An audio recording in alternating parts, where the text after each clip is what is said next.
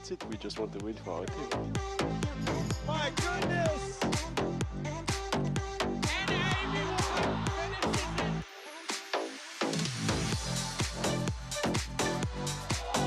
Yeah, we're just as good as the men. We're better.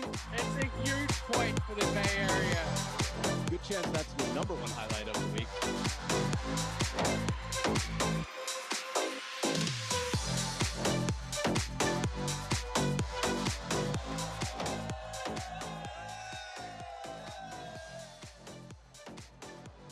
What up, world? This is Major League Table Tennis. We're coming to you live from Gentile Arena in Chicago, Illinois, USA. And this is the first ever championship battle. Are you guys ready for the final? You are not alone. So, without any further ado, let's welcome the officials, Jorge Vanegas and Jovana Knežević.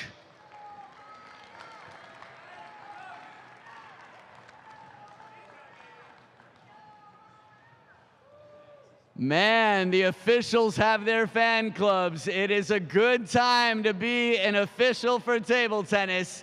And now that the officials are here, I'd like to bring in the first team. They spent the first several months at 4th in their division, and now they are guaranteed one of the top 2 spots. They've done a lot for the sport, and they are on fire right now. A warm welcome for Princeton Revolution!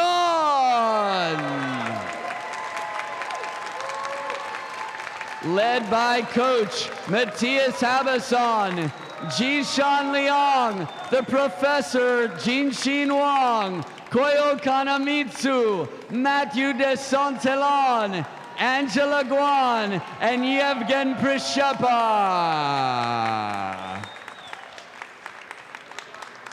And their opponents have experienced the same Cinderella story from the bottom of the food chain, 4th in the West Division. They not only found their way to be top 2, but to beat the top team in the entire league yesterday.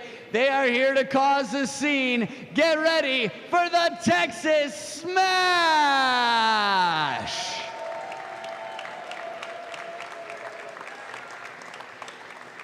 Led by Hiromitsu Kasahara, Dave Macbeth, Nandan Naresh, Yohan Rebete, Amy Wang, and Daryl Tsao.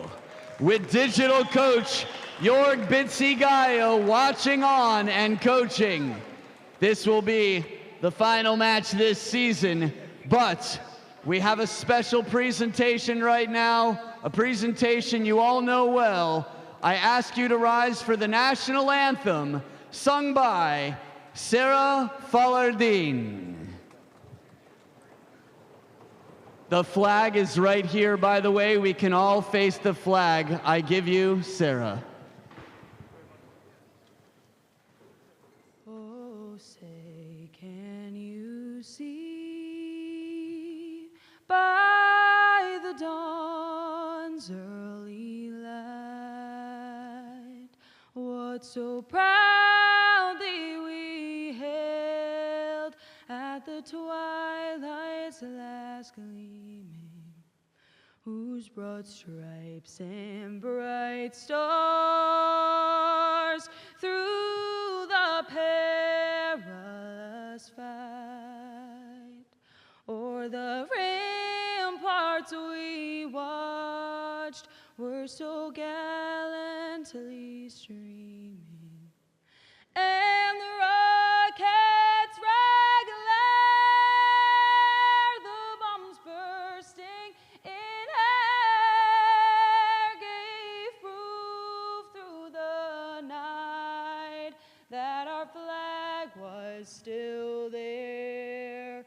Oh, say, does that star-spangled banner get waved o'er the land of the free and the humble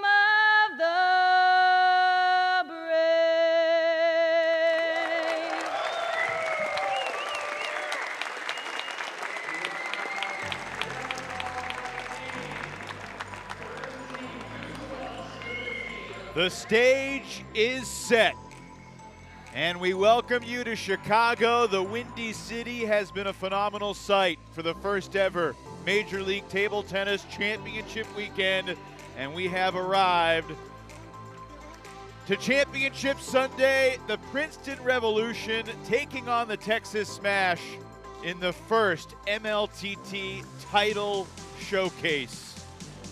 Two teams that had their struggles at the start of the season, but here we are now for the championship game, and we got two surprise participants. It's so great to have you with us for the Hall of Famer Sean O'Neill. I am Evan Lepler. Through the first 2 months of the season, Sean, neither Texas nor Princeton could really get it going. Through the end of October, both teams sat in last place in their respective divisions, and yet it's not that surprising that they are here. From what we have seen since December and January, these two teams have peaked at the right time. No, I think it's all about momentum, not only in the season, but in the semifinals, and I just can't wait to see how the first two matches come out. We got the lineups about an hour ago. We've been studying them. We'll show them to you momentarily. A lot of close games is what we're anticipating, because every match feels like it could go either way. I mean, the match that I think really jumps out is singles number 3 with a chopper with DeSantillan against Rebete, who played great in the semifinals. And a reminder that in the one previous meeting this season between Princeton and Texas, interdivisional weekend, December 1st, 2023, it was 8-7 at the end of the regulation. And we saw a comeback in the Golden Game. Princeton on the ultimate golden point defeated Texas 21-20. We saw a Golden Game comeback earlier today in the third place game, an epic comeback with the Blasters against the Gold Rush. The championship of Major League Table Tennis's first season, Princeton, Texas, coming up next.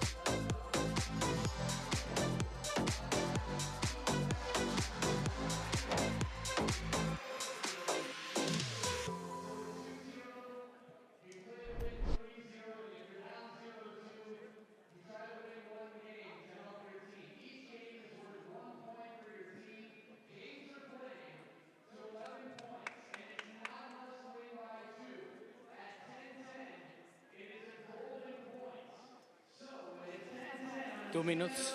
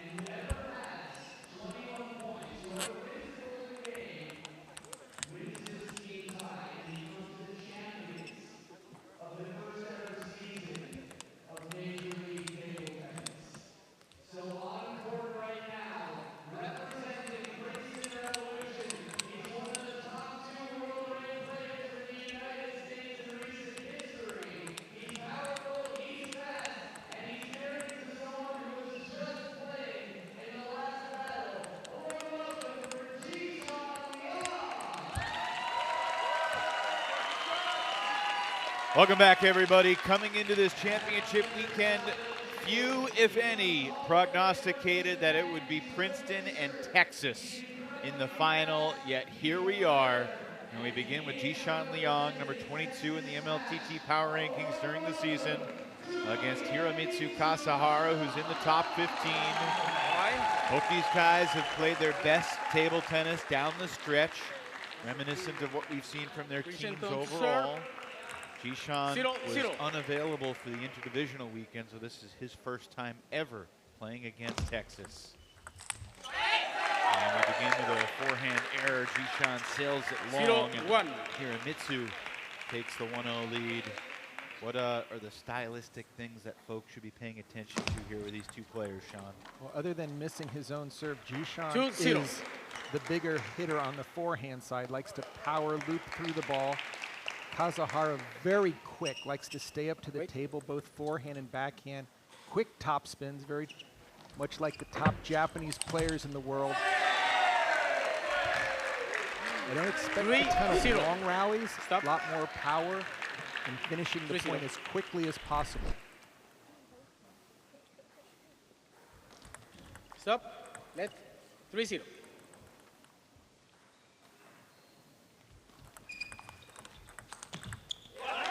Jishan on the board. Jishan is going to have to keep 1-3. an eye on the shots to his wide forehand. As a lefty, that's the prime location to go to. If he picks it up early, he can get over there and play a very strong forehand. 2-3. Princeton advancing yesterday with a 21-11 victory over the Bay Area Blasters in the Golden Game. Had just a 1-point lead going into that Golden Game, but really dominated. Jinxing Wang was excellent against Cao Zhang, and Jishan won 6 of the 8 points he played against Junbao Ma. 3-3. Those two guys really helped Princeton build that early lead, and Blasters never could really carve into the deficit. Oh, and that's a beautiful play by Jishan Liang. Again, it can be used against him out to his 3-4. forehand, but he can do the same thing, this time playing wide out to Hiro's forehand. 4 straight for Jishan. And now 5 in a row for the big lefty, Jishan Liang. And that's his power. 5-3. Gets the first forehand in and it just keeps winding it up.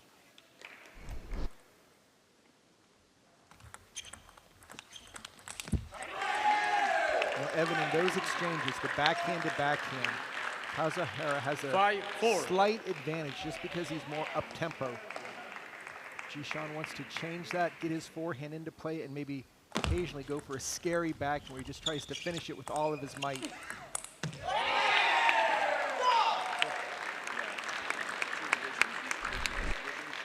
Five all midway through game one. A reminder that the format for the MLTT season all year long has been 5 matches, 4 singles and a doubles, all consisting of 3 games to 11, each game worth 1 point, all building toward the Golden Game. But the difference at championship weekend, the Golden Game means everything. During the season, the Golden Game was worth 6 points. But now the Golden Game will determine ultimately who wins this thing. And there is no cap of points that a team can lead by going into the Golden Game. The first 15 games of the match are all about giving yourself a cushion heading into the Golden Game. And I think we can say with certainty, even though it's a couple hours away, Sean, the championship game, Golden Game, should be unlike anything we have ever seen before in table tennis. Jishan with a big rip, back within 1. Nice put away off the serve. 6-7. Jishan mixing up the spin, gets the high ball.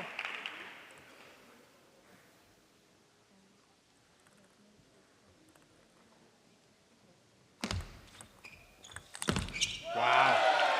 7 all. Kazuhara has to do a lot more with that serve 7-7. return. Putting it into play is not going to get the job done. Nice deep serve. 8-7. What do you want Kazuhara to do continuously to try to prevent Jishan from getting to his forehand? Just taking the ball off the bounce as quickly as possible and to try to get into the backhand-to-backhand exchanges until the weak ball comes and then take it to the wide forehand. 7-9.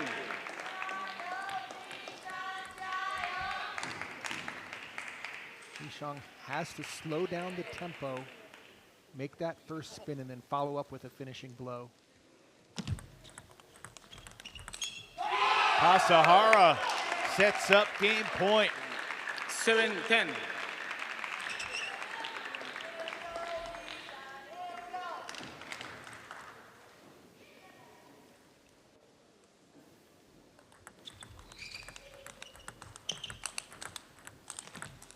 It's truly been a tremendous 11-7. season 1-0. for the Japanese import Hiromitsu Kasahara. And the 34-year-old from Tokyo strikes first here in the first ever MLTT Championship Final. 11-7 Kasahara in game one.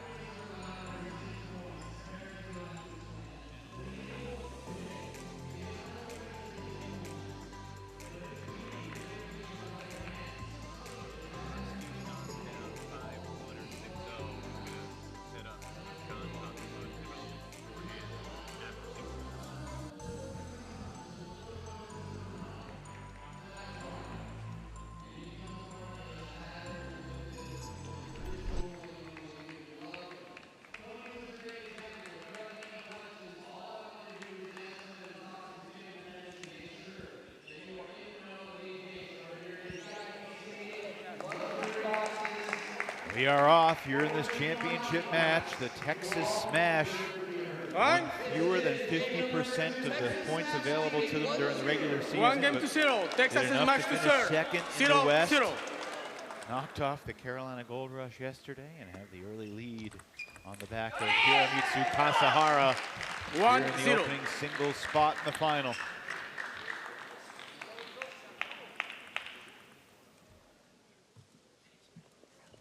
Stop. Make sure don't serve inside of the table, okay?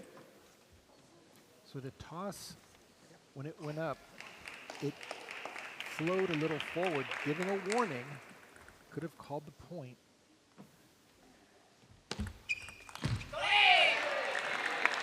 You like the umpire Jorge Venegas 0-2. choosing to go with a warning there instead of the direct Yeah, call? in the finals, give a warning. Don't start the second game off.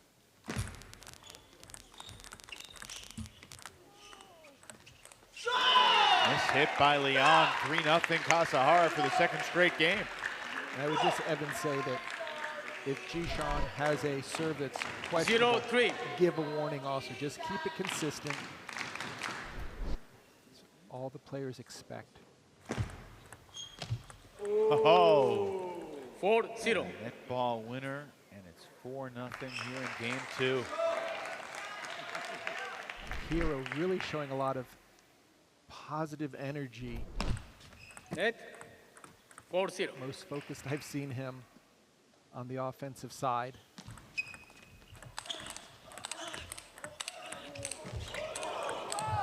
What a sequence, what a battle. Kasahara remains in control. And you see him with the finger up after the point, just staying with the offense, putting all 5-0. the pressure on Jishan directly off the serve.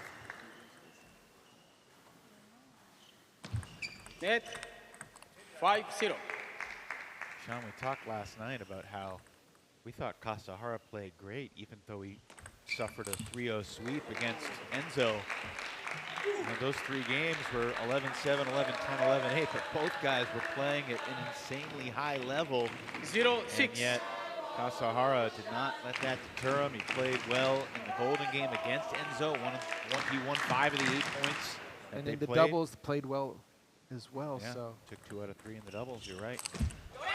and you can just 7-0. see his body language.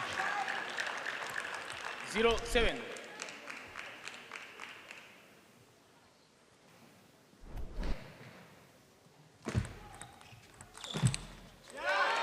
Jishan finally gets rid of the goose egg here in game 2. We have 7-1. seen some crazy comebacks this year, both in team matches and in individual games. Jishan is all out of sorts right now. Having difficulty keeping the top spin serves on the table. He's doing the right shot by flipping them. Because otherwise, if you push them, you're going to get a heavy top spin, which you really can't do much with. How surprised are you seeing Jishan struggle this much? It's all Kazuhara. I mean, he is forcing the angles. Now look for Jishan here. Yeah, once he gets that first forehand on, gives him a little bit of time. He can turn the corner. Very well placed balls both to the wide backhand and out to the forehand. It's been all Kazuhara so far.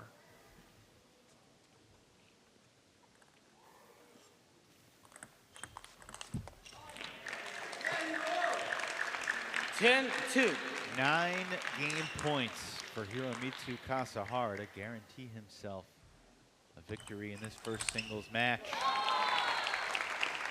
Aggressive return from Jishan to fight the first off.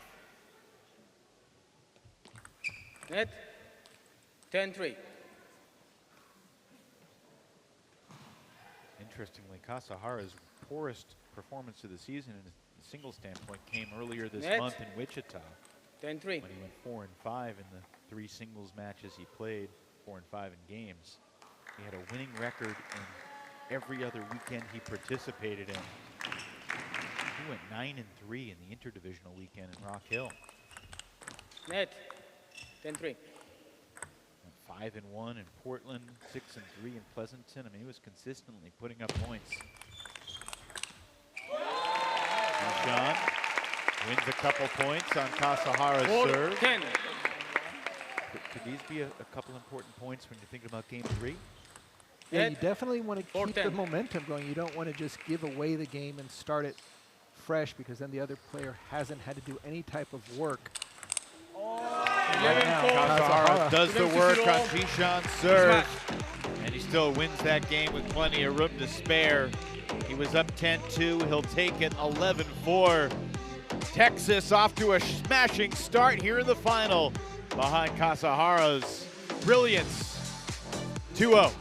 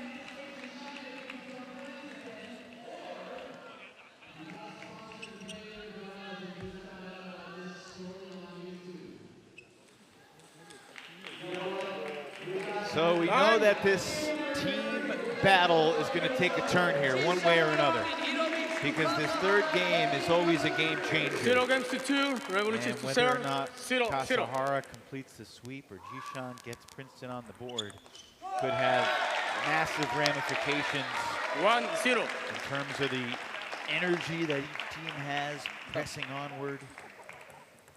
Obviously, the eventual 1-0. score heading into the Golden Game in terms of who has the lead, how big that lead is.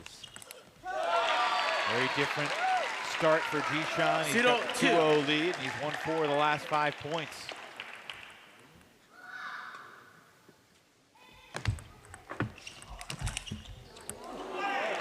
Big step around by Kazuhara, going out to the forehand side. Jishan knows that's where he's going to be going.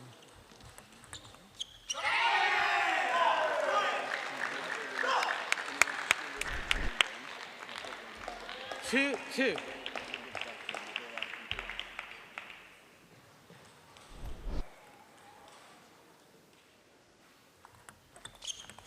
And that was the same backhand he tried on the first 2 serve returns.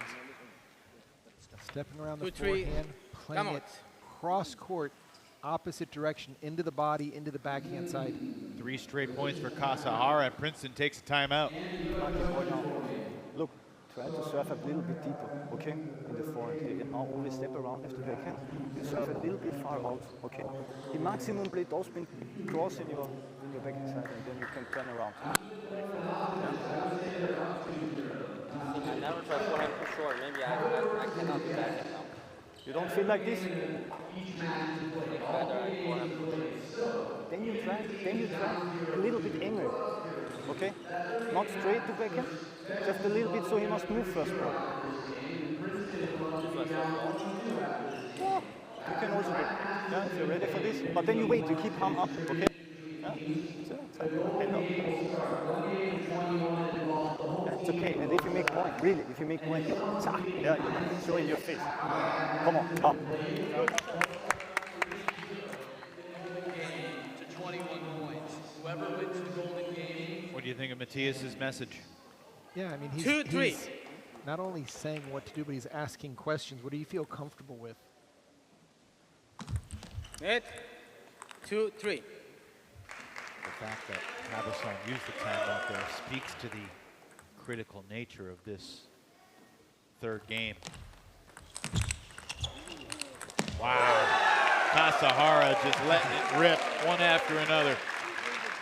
Just bringing everything back, and that time Jishan did go for a slightly longer serve, but Kasahara got on the offensive side and just kept the pressure on. We've talked throughout the season at times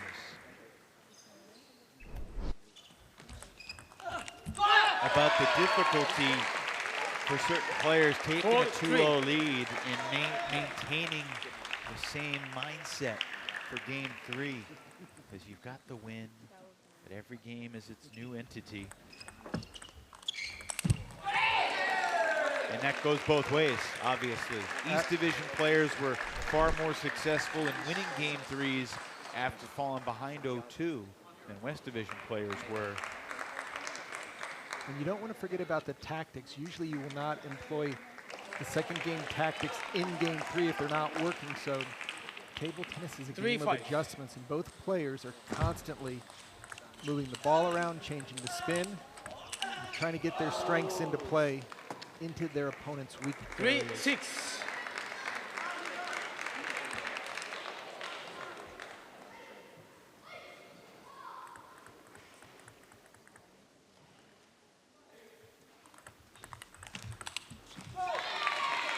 Nice serve return by Kasahara, just soft over the table, but most importantly, setting up his first attack.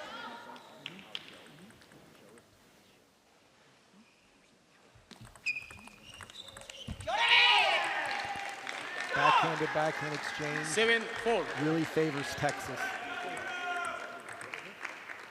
Heroes doubles partner Amy Wong looking on, applauding. Koyo and Naresh coming up. 8-4 lead here in game 3 for Hiromitsu Kasahara.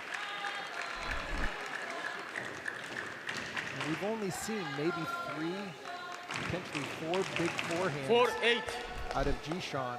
It's been a great game plan for Kasahara. Just shutting him down. It's one thing to have a game plan, it's another thing to execute it. Yes, indeed. Such fast feet, great drop on the serve return, but got his forehand in. Kasahara continues to be the attacker.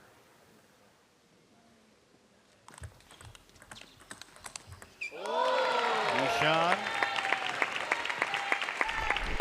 See if he can build on that. One of his better shots of the match. Not a ton of positive body language after the shot, though. And a miss on the return there to set up 10-5. a game point for Kasahara to complete the sweep.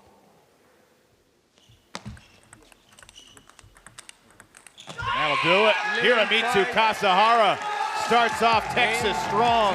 3-0 over Jishan Liang. 11-7, 11-4, and 11-5.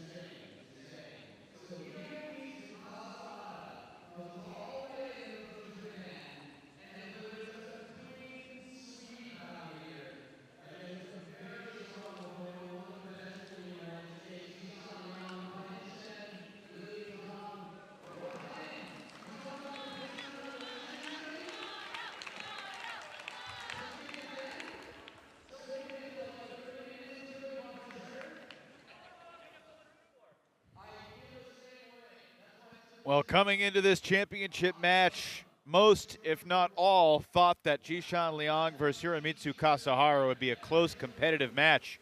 It was not. It was all Texas, and Kasahara gets it done. Hiro, congratulations. Did you expect it to be a tighter match than it was? Yeah. Yeah. How did you do what you did? Yeah. Today many pressure and first I play first match, so very important. I know. So yeah, I focus my job. Yeah. Going into your next match, which will be the doubles, it's going to be a different style opponent with a chop and a topspin. How will you prepare and think about that one? Not too much think. I believe Amy, and we play last MLTT and yesterday also very good. So now I confident we are doubles. So I think not too much. Yeah. Hiro, obviously you were focused. You were playing at a very high level. Were you trying to avoid Jishan's forehand, and what were the other strategies you used to take 3 games in a row? I'm not too much scared his forehand. My forehand also good, so I trust my hand, my foot. Yeah. Deservedly so. You deserve to trust your skills. You got your team off to a 3-0 lead here in the final. Congrats. Look forward to seeing you in the doubles, my friend. Thank you. Thank you. Thank you. Second singles, Nandan Naresh versus Koyo Kanamitsu.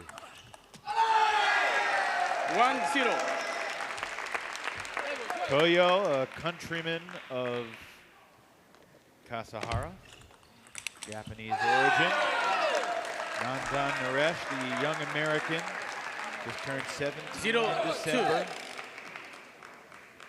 Already an accomplished talent with his table tennis acumen. And if anyone has the home court advantage, Nandan's family lives outside Chicago. They were here in earnest in the semifinals. I know they're watching right now as well. Oh, Koyo Kanamitsu always brings the firepower as well. So Koyo and Hiro have very similar games. It's kind of the current Japanese traditional quick off the bounce, especially on the backhand, but then a very powerful forehand and great footwork. Very quick. That caught the edge. That was a blazing shot. 3-2. Tough to tell from our angle, but no argument from Koyo. And it looks like Nandan is going to just go with pure power off the backhand side. Nice serve, opening and just punching it for a winner.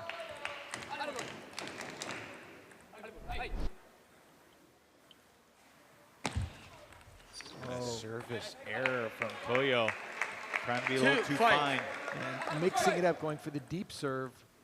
Just got away from him. Oh, Nandan's got to wait on that ball. 5-3. Through 8 points, the only point won by the returner came on the service error from Koyo.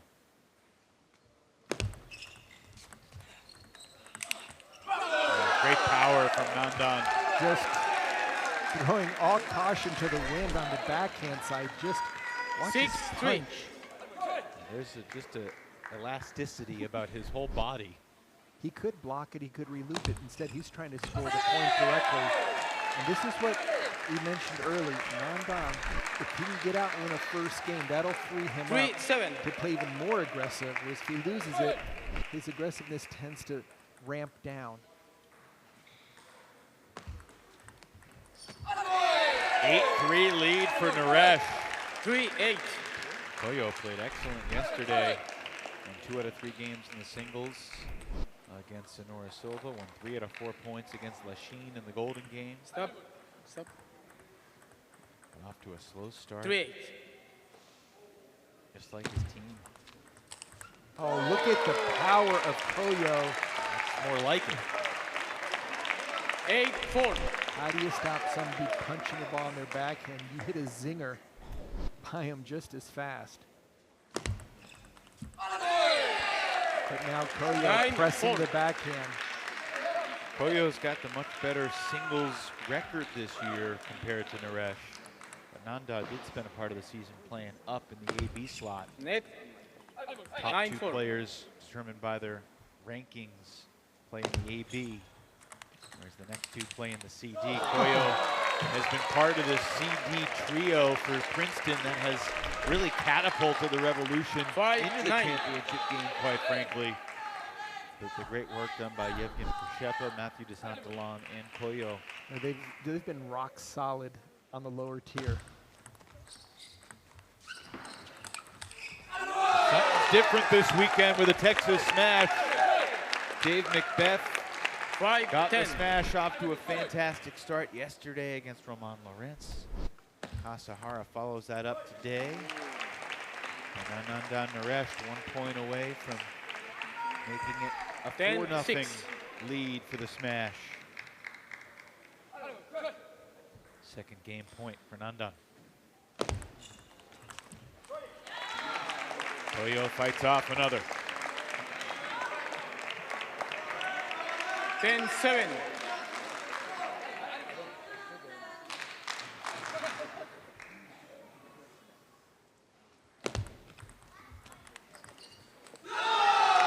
Nandan Naresh struggled yesterday. Dropped all 3 of his games against Kai Jong in the second singles spot. But a different story today. Championship Sunday can bring out the best in people. And the 17-year-old Nandan Naresh keeps it rolling for the smash. 4-0, Texas.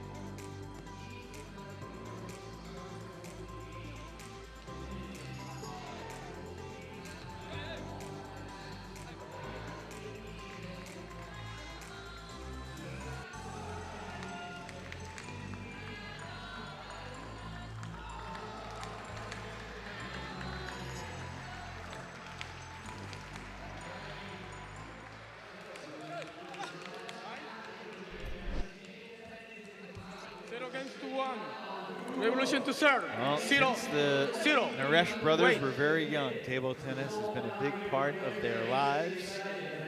Sid and Nandan Naresh. 0-0. And here they are. The younger of the 2 brothers, Nandan Naresh, 0-0. in the championship game of the inaugural MLTT season. Getting off to a fast start against the favored Koyo Kanamitsu. What do you want to see from Koyo here in game 2, Sean? 1-0. Just he has to continue to play offense. Keep the ball deep. Don't allow any soft openings to the backhand side, because that's what he's going to get. He was able to return 4 of them, but you saw the first 2 punches by Nandan just snapping that backhand in. I'm not sure I remember more pop on a backhand punch than what we've seen from Nandan today. Internationally, it's a very common shot, but Nandan's taking it to a new level today. 0-2. Just deciding to forget the blocks, forget the reloops, and just to punch that ball for a winner. And his arms are so long that he's able to get that torque with his elbow and his forearm. 1-2. More power than a lot of folks can generate with their backhand. The key is just to start early in order to give yourself enough time to snap through it like that. Timing, not easy, especially as Koyo changes the depth of his balls. The fact that Matthias Havison took a timeout with Jishan in the first match, I think that makes him a little more hesitant to use what would be his final timeout before the golden game here if Koyo gets in trouble? For sure. Thankfully, for the Revolution perspective, Koyo seemingly navigating out of trouble. 4-1. 4 out of the first 5 here in game 2 for Kanamitsu. This speed and tempo favors Koyo just because he sees it more often in Japan. And he's challenging Nandan with the deep serve now.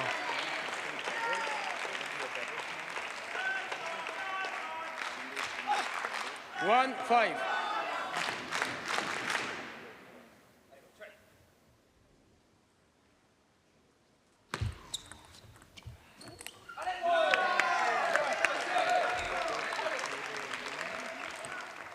Two, 5.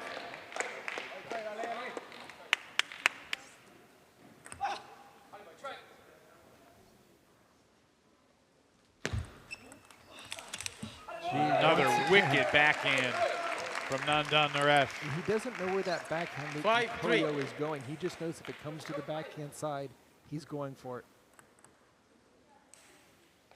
Flat power. Net ball 6-3. benefits Kanamitsu there. Big point.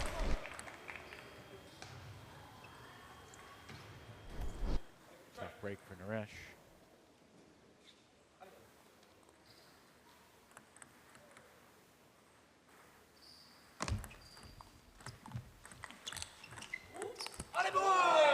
A miss hit from Koyo though brings us back on serve. Naresh with a chance to tie up this 4-6. game on his own paddle.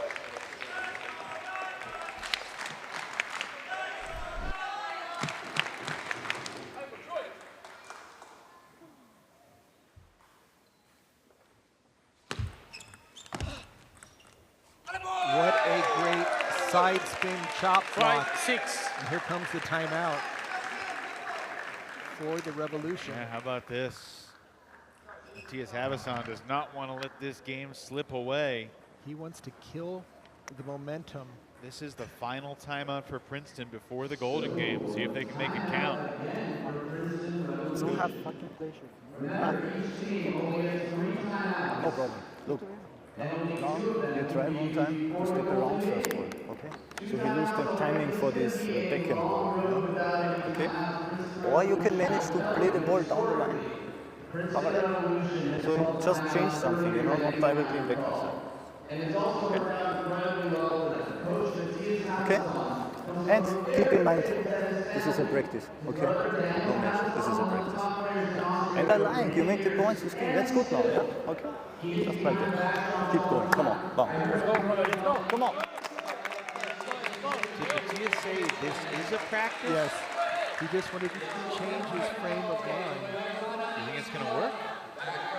This is the championship game. Right, but you don't want to add pressure, right? You don't want to say, hey, you better get back into this game, otherwise we could lose, and put an extra 5 pounds on his shoulder. 5-6. I get it. But going for the practice. There's a cognitive dissonance, though, about that message. Well, seemed to work all right. Koyo comes out swinging big. Perhaps letting the nerves grip away and just going for what he can go for.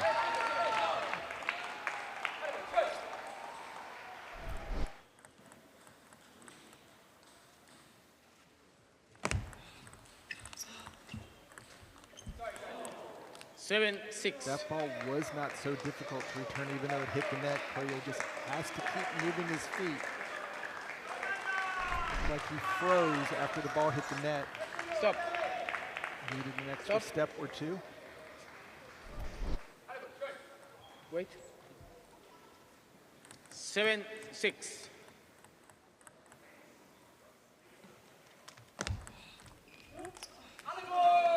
Seven all here in game 2. 7-7. Darryl Sal on the Texas bench wearing the AirPods on the iPad with Coach Jörg Bitzigayo. Staying up late in Germany. Not as late as he had to stay up last night. Mid-afternoon here in Chicago, but it is late in the evening in Germany. Koyo Kanemitsu able to eke that point out to go back up 1. And these are the points that matter most. End of the game. Potential 7, golden 8. points ahead. Feel the nerves everywhere right now, the tension. That's just too big of a swing. Not much of an angle to work with. Koyo stepping around the backhand.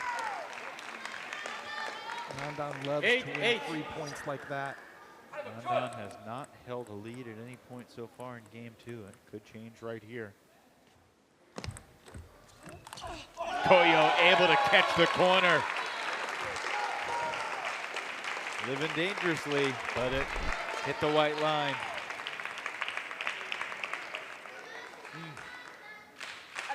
Sigh of relief perhaps off the paddle. 9-8. Topspin gave it the touch it needed on the edge. 9-8. Kanemitsu. And he wins both points on his serve to set up 3 game points. Trying to even up this second singles match at a game apiece. 8-10.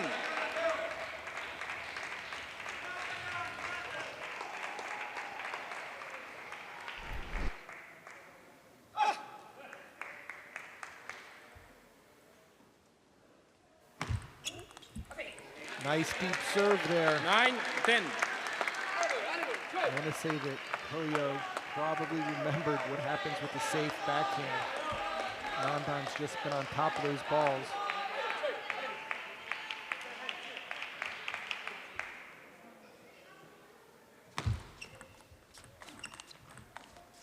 Oh, what a stab by Kanemitsu on what looked like would be a golden point creating shot by Naresh. Koyo evens up this match at a game apiece. It's the first point of the title match for the Princeton Revolution. 11-9, Koyo in game 2.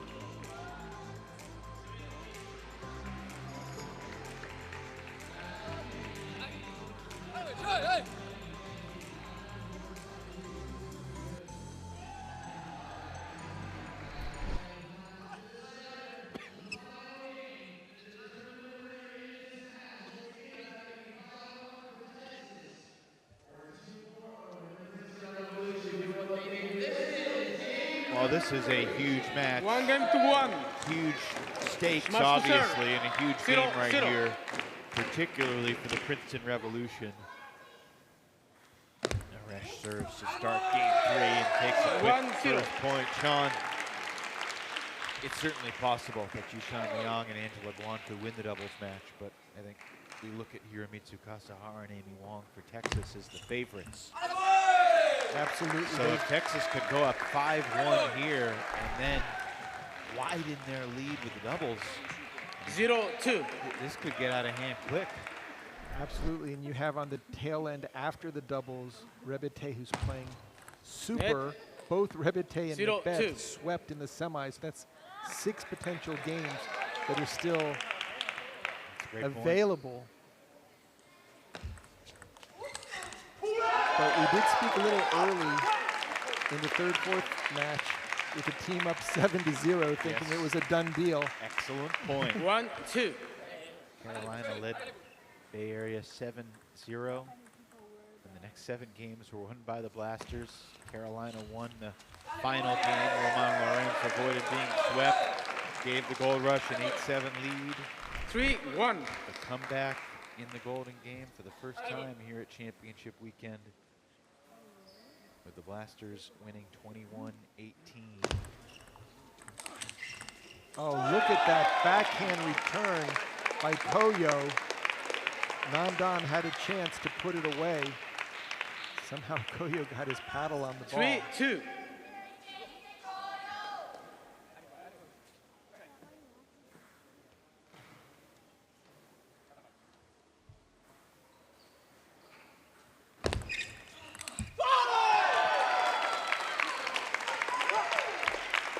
Koyo remaining cool, calm, and collected. Evens up game 3. 3-all. 3-3.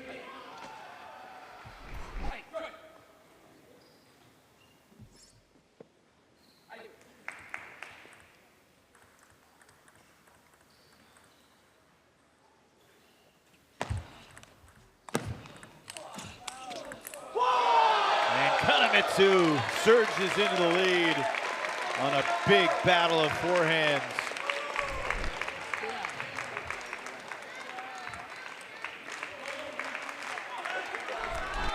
So much force required to put that amount of spin on the ball from 17-year-old Nandan Naresh.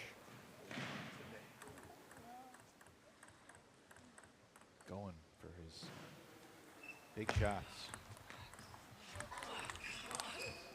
Caught the edge there.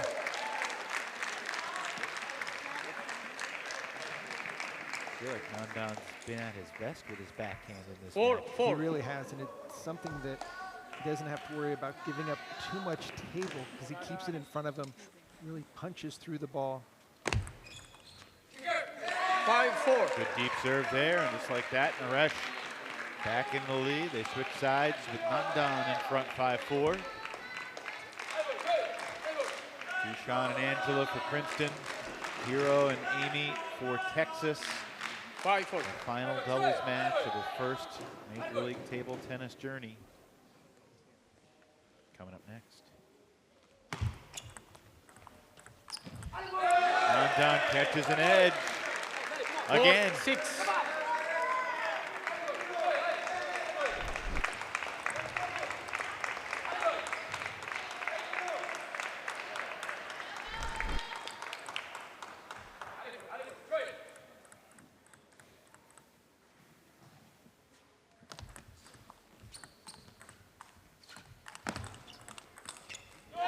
Koyo really needed that one.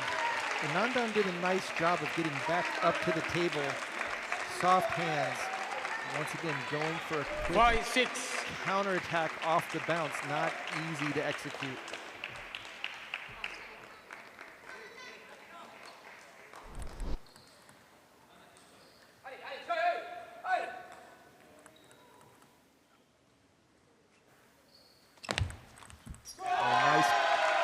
Topspin serve with the forehand, a little bit hidden.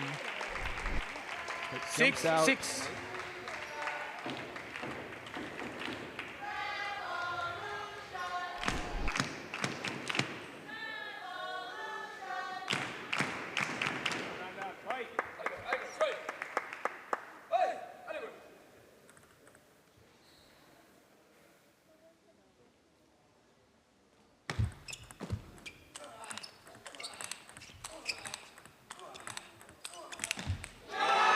Excellent play by Naresh.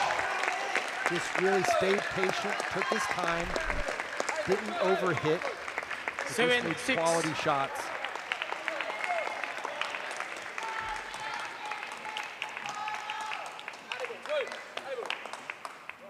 Six.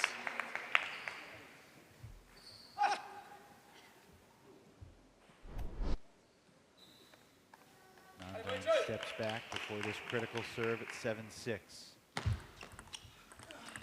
Oh, that's a great backhand down the line by Naresh, right off the bounce. Super position.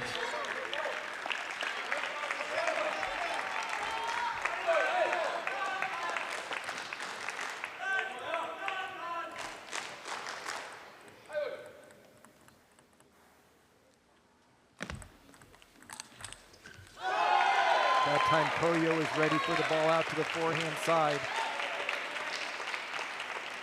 7, Trade 8. back and forth, both players handling business on their serve. For Koyo, that's absolutely imperative right now with how effective Nandan has been.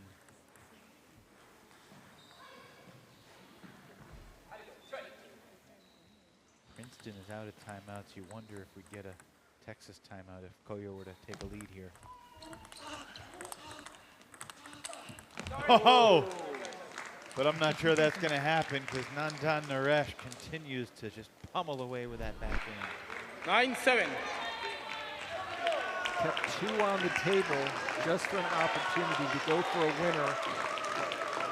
Koyo smartly kept it over there, but did not expect that last ball to catch the top of the net.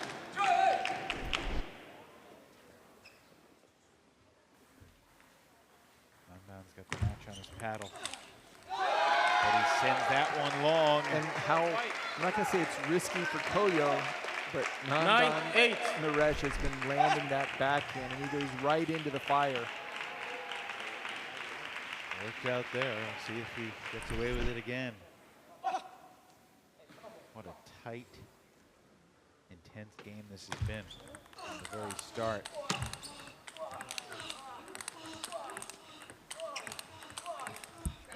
Nandan Naresh, relentless. Game point. 8-10.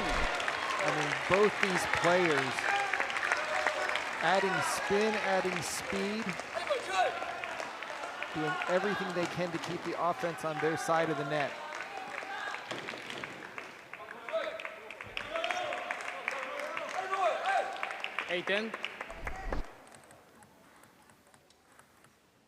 Koyo needs 3 in a row.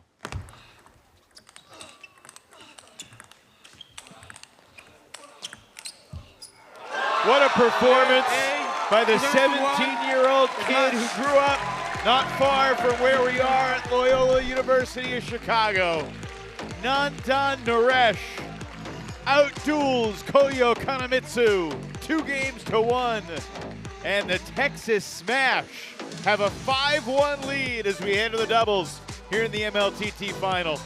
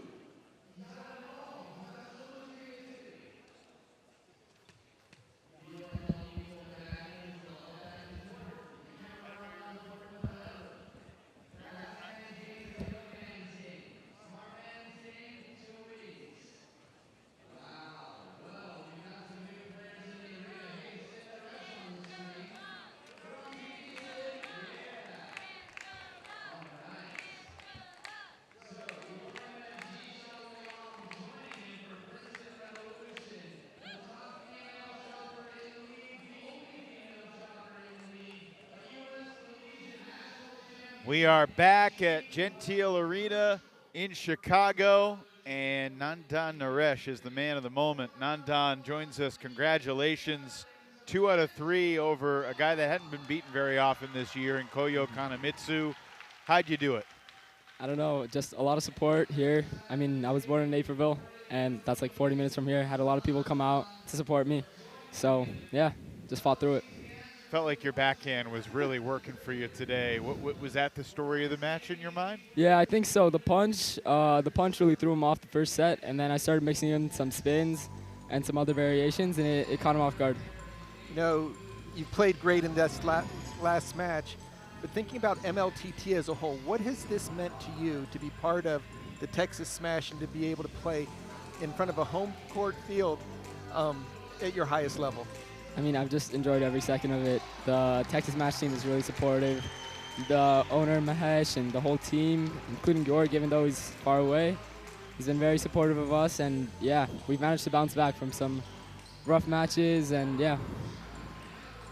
What's going to be the key to finishing this thing off? I mean, you got a lead, but I don't know if you watched Carolina, the Bay Area earlier. A lead doesn't mean much if you don't finish. Yeah, I mean, we'll just take it point by point and see what happens. All righty. Congratulations, Nandan. Enjoy this moment, but stay locked in because you got to be ready for the Golden Game. We'll see you then. Thank you. Impressive poise in many ways from the 17-year-old Nandan Naresh. And I talked earlier about how we view this Texas team with 2 top 20 players as the favorite in this doubles match. We have also seen Angela Guan step up and play far superior than that 50 ranking would suggest. Her style has a tendency to mess with certain opponents. What's the key for Jishan and Angela here, Sean? It's really if Jishan can get full swings on every point, if Angela can keep the ball low and away, get them to make a slower spin, take away their tempo.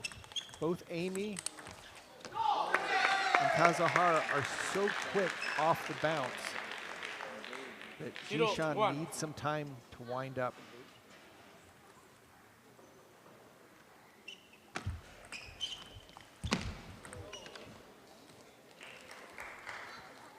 Two, 0.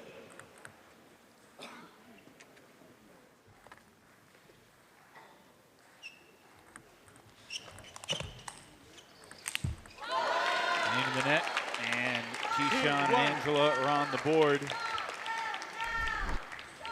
Hiramitsu and Amy went 8-1 in 3 doubles matches, winning 8 of the 9 games in Wichita earlier this month. Every post-match when we talked with Amy, she deflected all credit to Hiro. That's just her being humble. She's been a huge factor too. No, she is setting him up so well and making shots just like that. Amy plays with such fine precision. Her tempo is very fast, using speed to her advantage. But look at Hiro, that's just 5-1.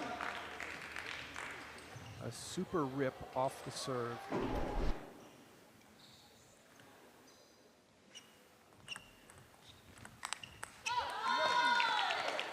And the one thing you can count on, Evan, is Amy Wong will go for her shot. She won't play safe just because she has a lead. And if she's down 10-9, she's going to take the shot. Jishan with a great return off of a forehand smash. 3-5.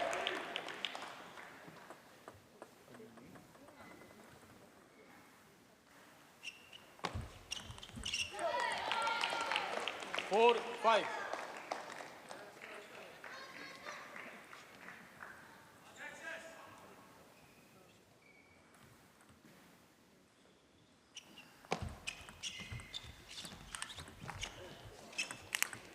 Amy Wong delivers, not deterred by the chop at all. 6-4. Just smashes right through the ball. Stood tall, found the open court.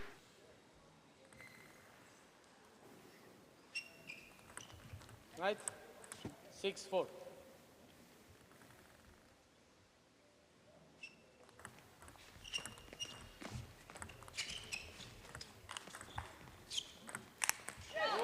Amy sails that one wide though.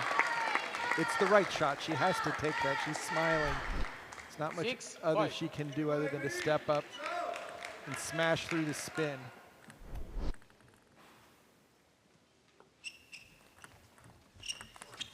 Oh, ridiculous backhand pop from Kazuhara. For Texas, both of their 5-7. backhand attacks over the table. Great wrist, a lot of spin, but most importantly, a lot of placement. 8, 5-7. Let's see, Hiro dropping the serve. 6-7. Princeton's hanging around here. And this is what Jishan does so well. It'll be close till the end, and he'll take 1 or 2 big knockout blows. There it is. There's the forehand. And All it takes is Angela Guan to chop one ball low enough to force the opposition to spin it up slow, and then Jishan go for the home run.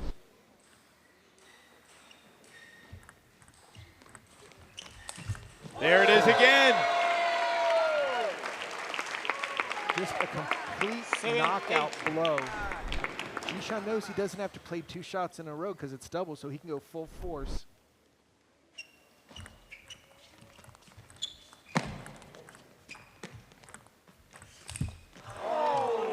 Nice drop shot by Amy. 8.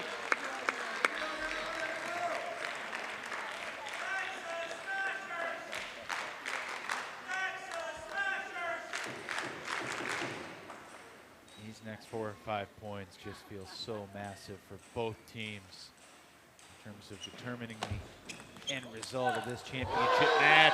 I mean, Amy Wong played the perfect backhand flip over the table. 9-8. Jishan ran it down out to the forehand and just sent it back so fast.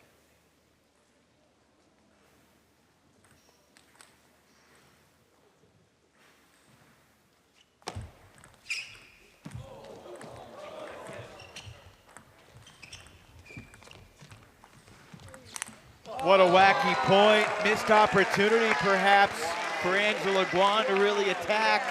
And Texas takes it to tie it at 9. Sent the first one. How did Jishan run that down? Looked like they were playing around the world for a while. Yeah. But then again, Amy Wong with the classic forehand smash. There was a short ball earlier there that Angela had the backhand and she just kind of tapped it short. She was on the long pip side. And not much you can do, but right now, 9-10. Revolution taking their shots. Yeah. Backhand that time for Jishan, winner. Game point, Princeton.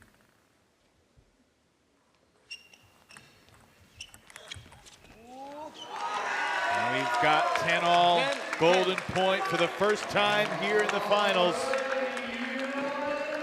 It'll be Princeton serve.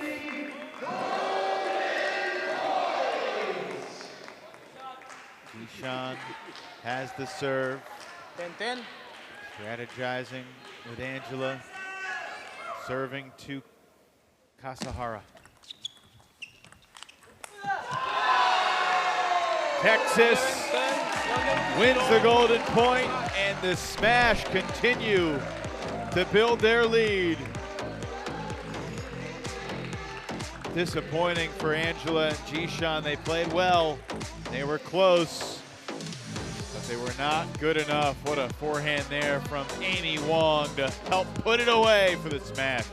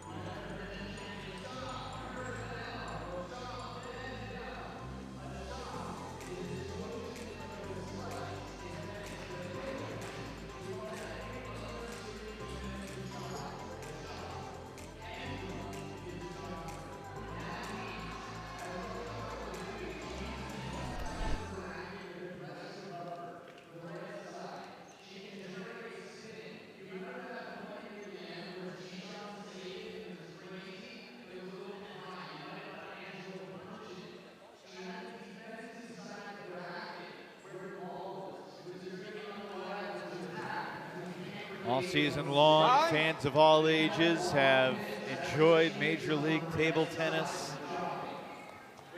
The opportunity to watch some of the best players in the world traveling around this country. It has been a joyride, to say the least, for the players and staff alike.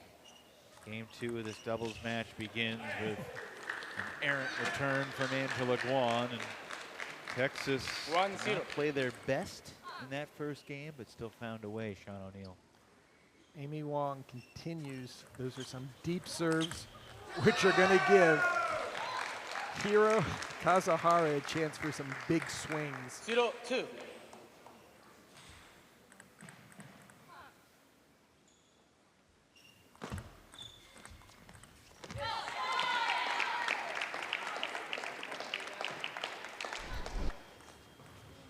Certainly the 1-2. Revolution have their work cut out for them, but even down 6-1, they're far from being out of it.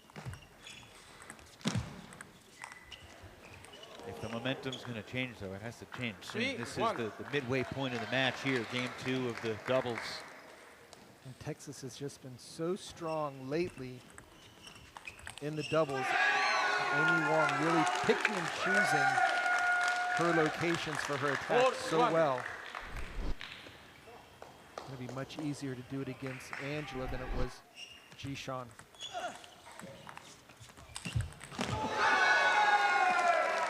It's like your forehand, Evan, right? Something like that. You tend to take that one down the line?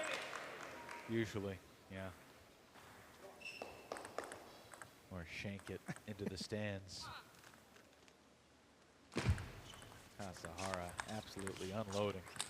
Oh, Amy going for way too much there. 2-5. As we enjoyed the slow-mo replay of Kasahara, here's this last point. She watched Nandan closely.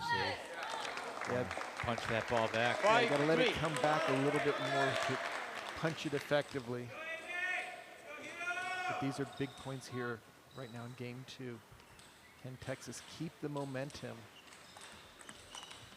And look at that. Ridiculous. Very smart, deep serve. Angela unable to keep the ball low and away. And for Kasahara, it's not just the power, but the placement. Jishan had no chance. And he's watching Jishan from the backcourt to see exactly. And that's the reason Angela went for offense there. She did not want to give Kasahara another free swing and just leave Jishan just standing there like a deer in the headlights. She has to keep it low. Keep it away from the opponent. You say deer in the headlights. This Kasahara and Wong team is like a boa constrictor, just gradually adding stress to Princeton, forcing them to try to do things that they can't do, and they're squeezing them out of their game. And then add a little King Cobra there for their ability to attack so quickly. The fast attack and the squeeze. 8-4.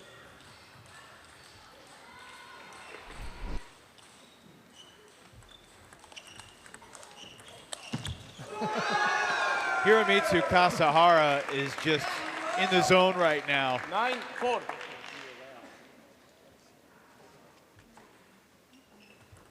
Eight. 9-4.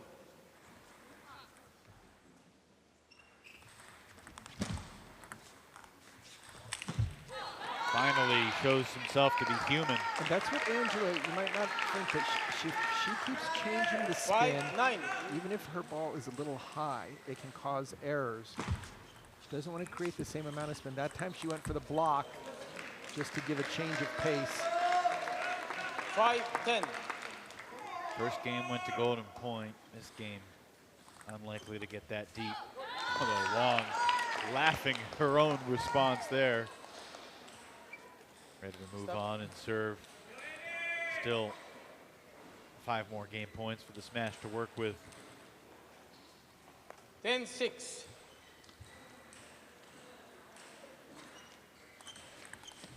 What a serve by Amy Wong. Yeah. Now Kasahara and Wong, even the rare fleeting moments when one of them makes a mistake, they're coming right back and not letting that mistake deter them from going for it. Winning table tennis from the Texas duo, Kasahara and Wong, make it 7-1.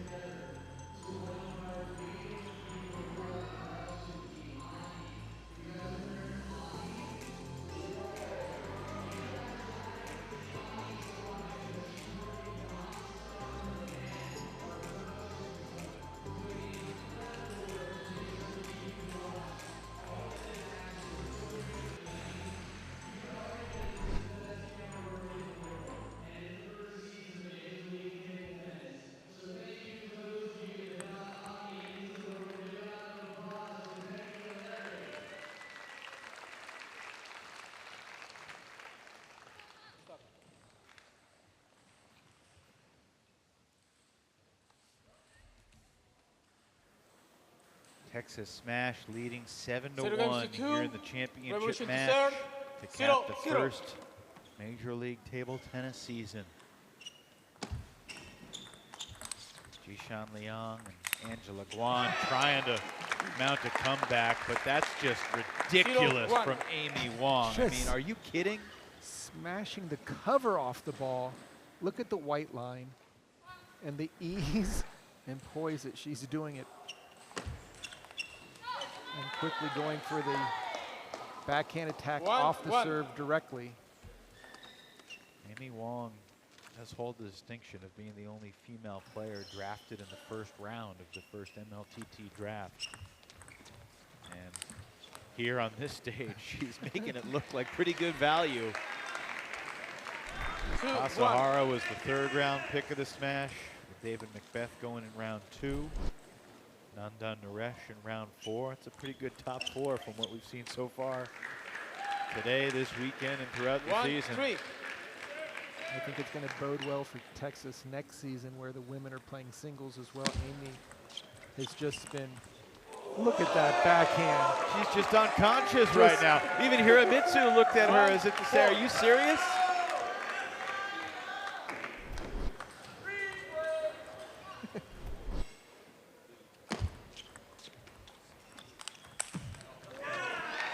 It's just too heavy of a lift for Jishan to figure out where Amy's going, because she's taking full swings, super timing, just waiting for him to move either inside or outside, going to the opposite direction. 5-1. A lot of pressure on the broad shoulders of Matthew de Santalange. 6-1. Looks like Texas is going to clinch a lead going into the Golden Game, and now it's just a matter of how big that lead is going to be. 1-7. And remember, there's no such thing as a limit anymore. During the regular season, even if you were up 11-4 or 12-3 or 13-2 through 15 games, the largest advantage to start the Golden Game was 5. That cap has been erased, with the Golden Game counting for everything. And that would be everything for the MLTT Cup, as well as $50,000 for the winning team. Another excellent deep serve from Amy Wong. Splendid third ball attack from Hiramitsu Kasahara. And Amy's serve lands within the back inch and a half of the table when she's going deep.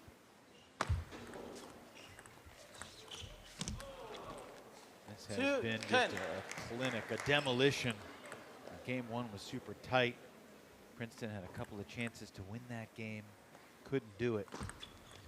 Games 2 and 3. You can see Hiro winding up, ready to play a finishing shot. They're laughing. They know it's over. They feel like it's over. They've got 7, 8 shots to deal with, if necessary. Jishan takes one more big swing.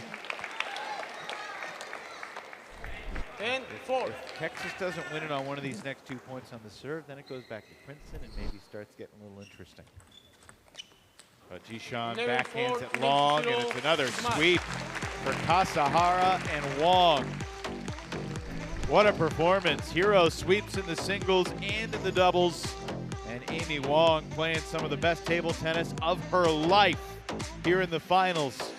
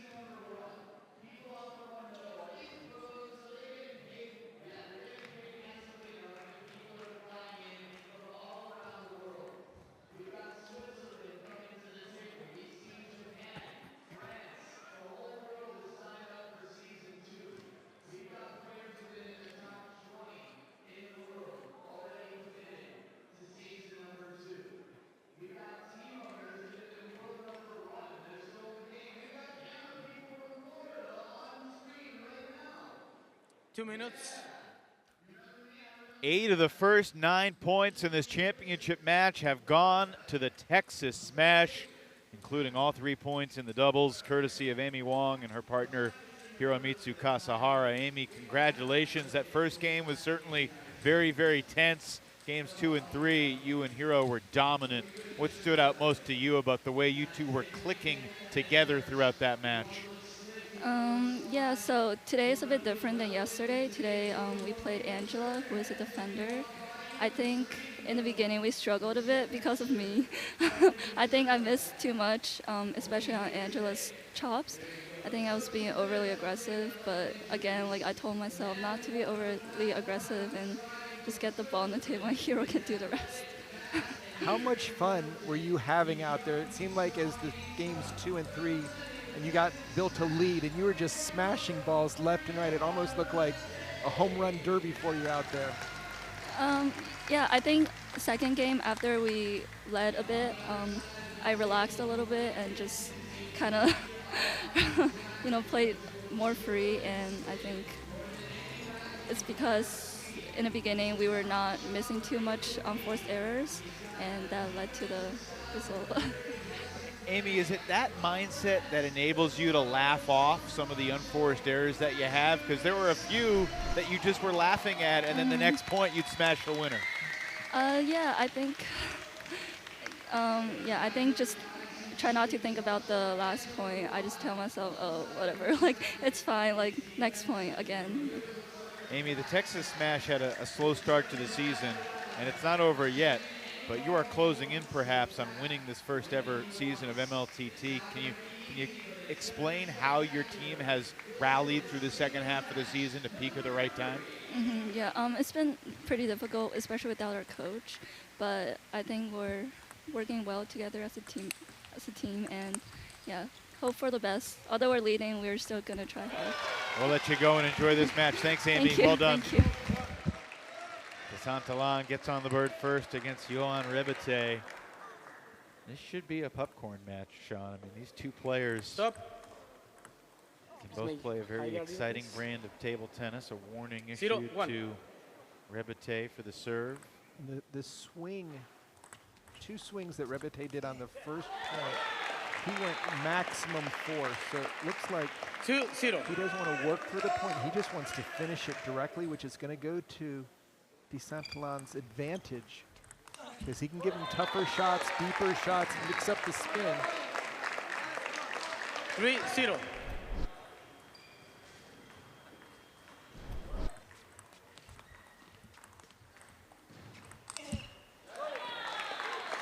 Zero, 4. 4 straight for the Frenchman.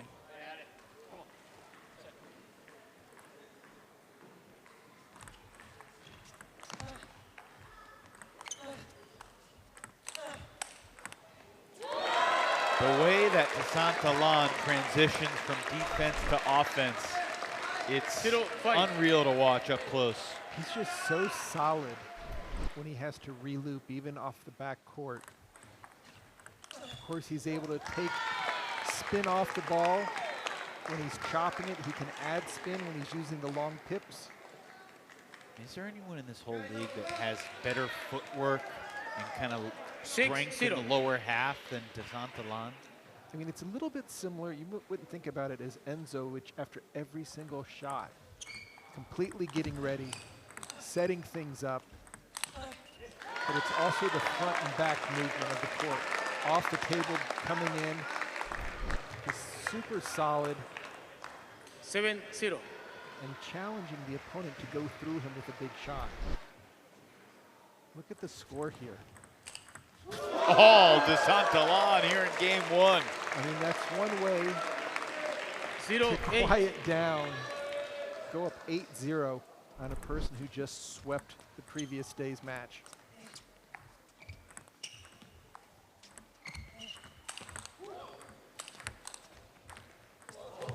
Wow. Little dropper mixing it in. Heck of an effort from Rebete just to get a paddle on it. Tough to control it when you're charging in that quickly and trying to avoid running into the table.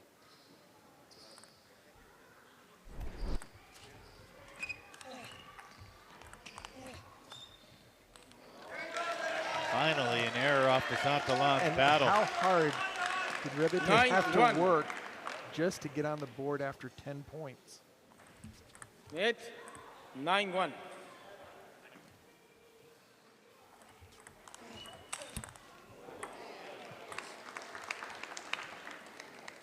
Ten 1. This is exactly what Princeton's been looking for a while. Matthew to Santalan. 1-0 Revolution. It's as if he's playing me and not a guy that went 3-0 yesterday at championship weekend. I mean, this entire teammates are smiling ear to ear after that display of power.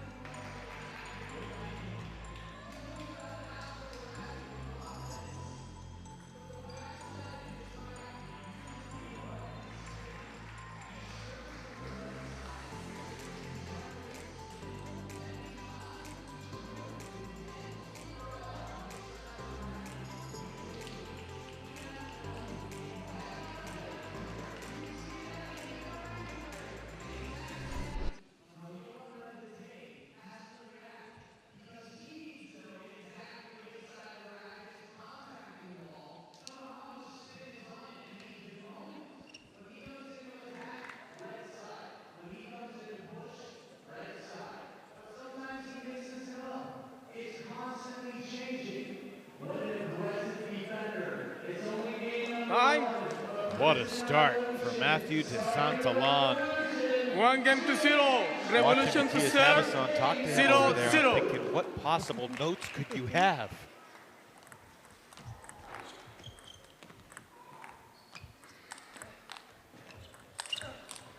Rebete 0-1.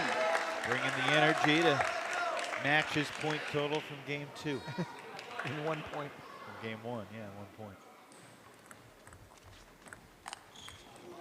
That's too straight for Johan. 2-0.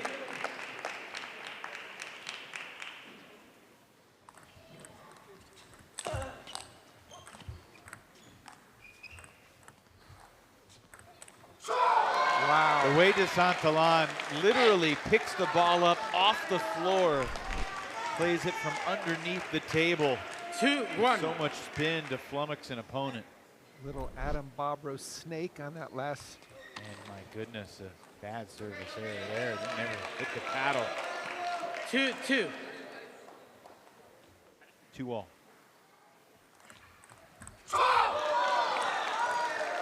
So we know Texas will have a lead going into the Golden Game. Every point that the Smash can win from these next 5 would increase their lead at the start of the Golden Game by 2 points.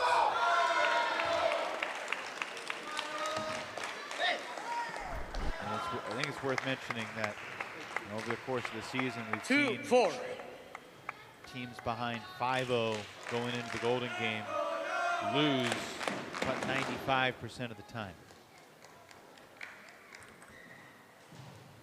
We haven't seen any 5-0 comebacks since the fall. So the roadmap for Princeton is to get to the Golden Game at either 8-7 or 9-6. It's a lot to ask from both DeSantalan and Jin Wang against the players that they're going against, especially with Wang facing Beth. But DeSantalan seems like he's up to the task to maybe put 3 points up for his team with their backs up against the wall. 6-2. Those backhand loops are just insane.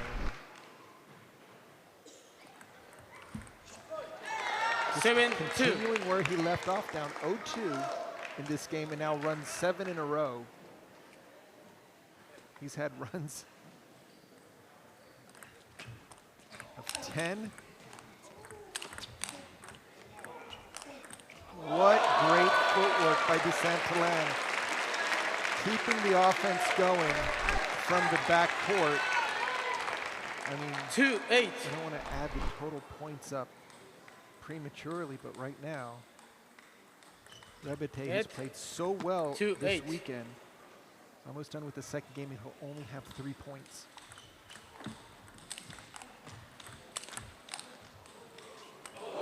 Oh, that ball almost got the edge.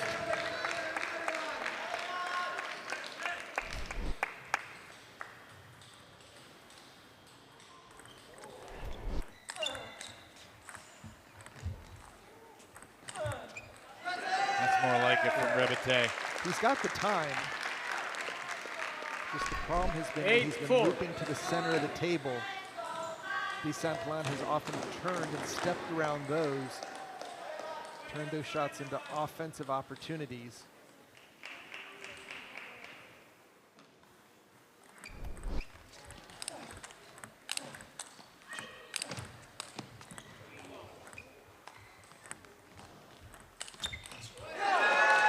Rebete starting to find a little bit more of a rhythm.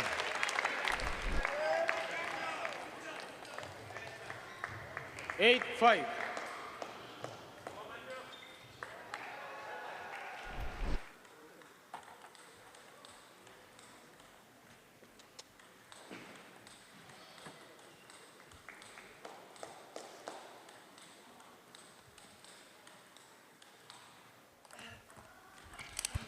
Oh, goodness.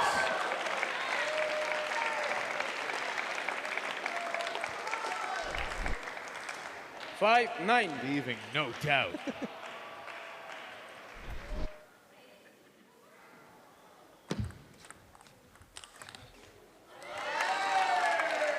Saint-Laurent back within 9. 3, or excuse me, Rebete back within 3. Both players just going lights out on the backhand side.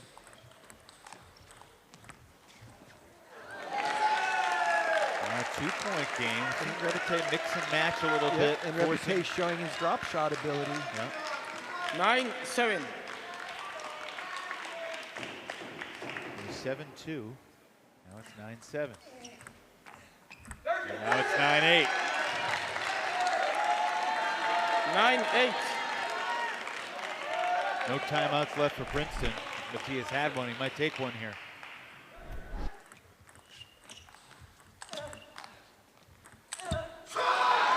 Big fist pump from De Saint-Laurent. De Saint-Laurent continues to do a great job keeping the ball deep, not giving Rebete much leverage to drive the ball.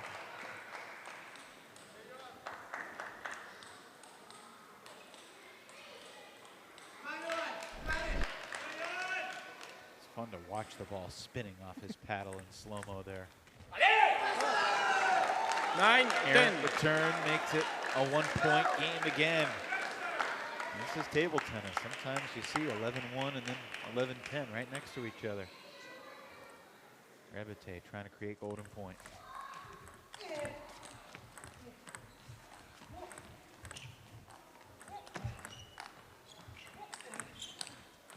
Are you not entertained? 10, 10. Rebete comes from 5 down to create a golden point, 10-all here in game 2 of this match.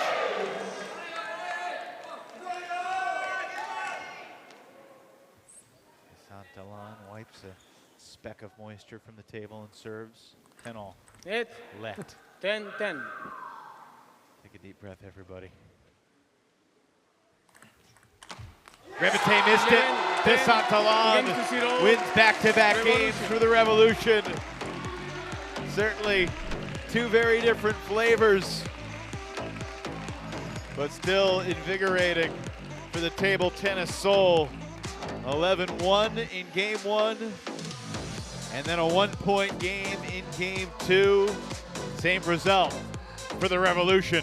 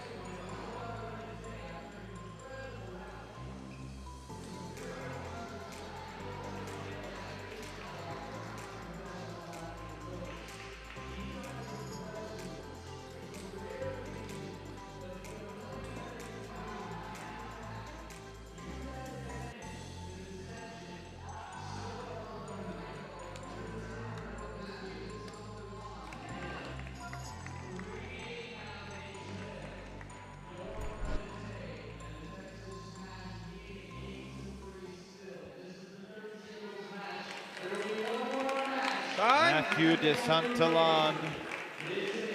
Back-to-back points for Princeton. Smash to serve. 0-0. 8-3 lead for Texas. One more point up for grabs between these two. Rebete trying to build on the progress he made in that last game. Oh my, Santalan nearly into the first row, retrieving that ball. In the VIP seat section there. It's more of an experience than a section. 1-1.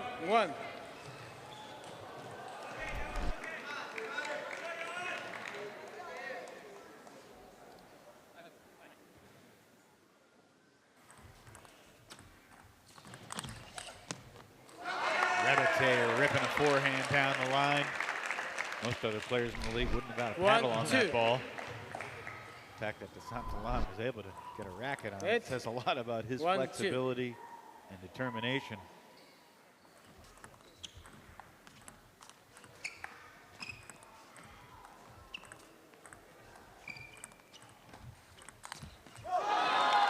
He didn't win the point, Sean, but do you like the use of the drop shots multiple times by Rebete?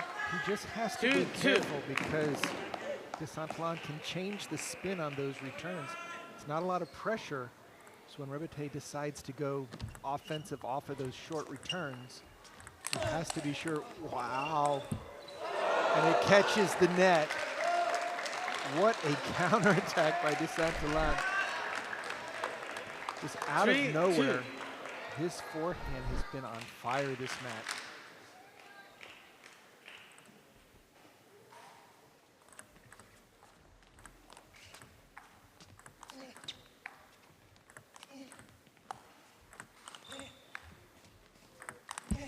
So far, back line, you're too close to the table like Rebete was on that last ball. There's no space between you and the shot. 3-3.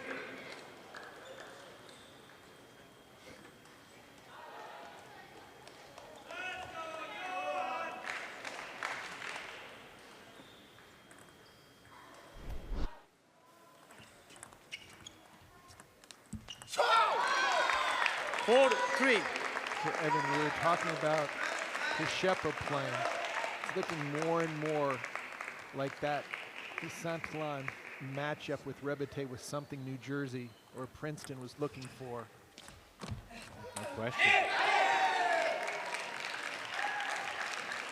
That's why Matthias is the coach and we sit here with the headsets. And just have the best seat in town watching these great players, just being in awe of some of the shots that they're landing.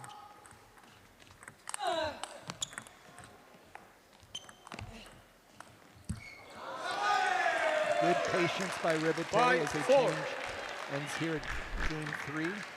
Sean, there has been, understandably, a different feel to today's action compared to the rest of the season. And I'm curious, as a former player, as an Olympian, as a Hall of Famer and a U.S. champion, just like what's it like for you to feel the change in intensity from your seat, watching these competitors, knowing how much is at stake? Well, you just see the step up in all these players, all these champions.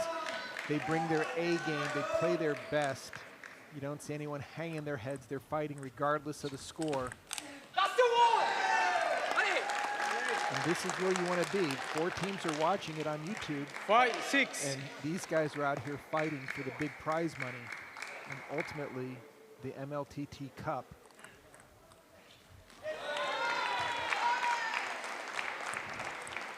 Each point feels so good when you win it. And of course, when you lose it, it's that much more painful.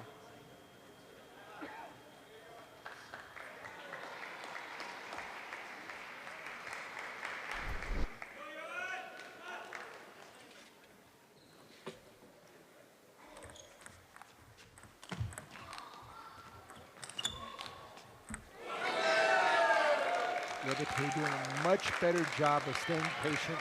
I like it when he keeps looping the ball instead of loop, drop, loop, drop.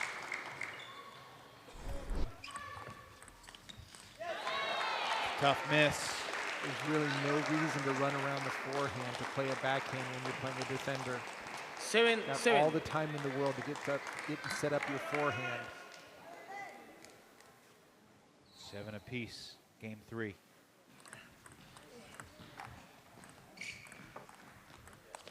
Oh, dead no spin chop by Desantalon Rebete. Lifts it 8-7. way off the table. Timeout. Timeout, Texas. Jörg Bitzigayo, the coach of the Smash, again, not here. He's in Germany, coaching virtually via the iPad. Daryl Sau is the middleman.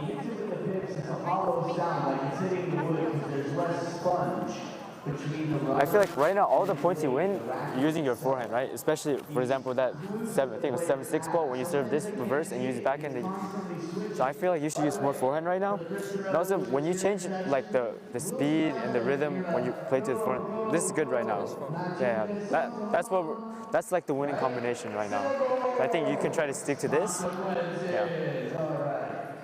Honestly, not much else. Just 8-7 right now. they just pitch. Texas Smash. I don't recall the timeout. If you don't think you can make the rip, just honestly just spin it. There's no need to like kill him or something like that, right now. Honestly, just take your time. Take your time. That's right. He's a marionette. He's a puppet from the ventriloquist. Who's sitting on his couch. Desantalon leading 8-7. Trying to finish off this sweep. Princeton could really use all 3 of these points. 8-7. One piece of advice, take your time for Rebete. Will serve him well. That chop was so deep.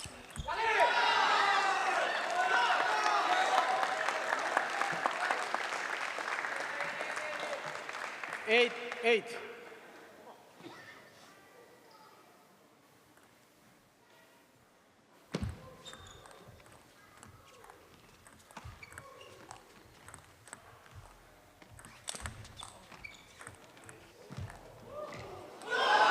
The way Desantalon still continues to move around and get his paddle on the ball is mesmerizing. But Rebete ultimately outlasted him that point. Looks like it was about an extra 4 steps 9-8. after the forehand as he's running across your screen.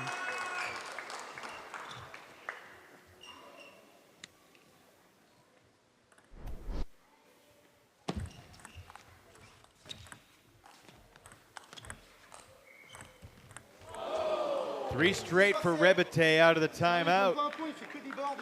And he's got a couple of game points 8-10. to avoid the sweep and give Texas a 9-3 lead.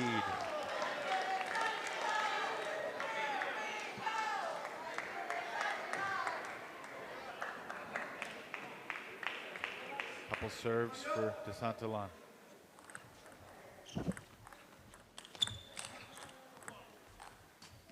And Johan Rebete able to mix and match against the chopper to salvage a point. Desantalon certainly didn't play poorly in any stretch, but Rebete able to take game 3, and that could be a huge moment in the Smash's pursuit of a championship.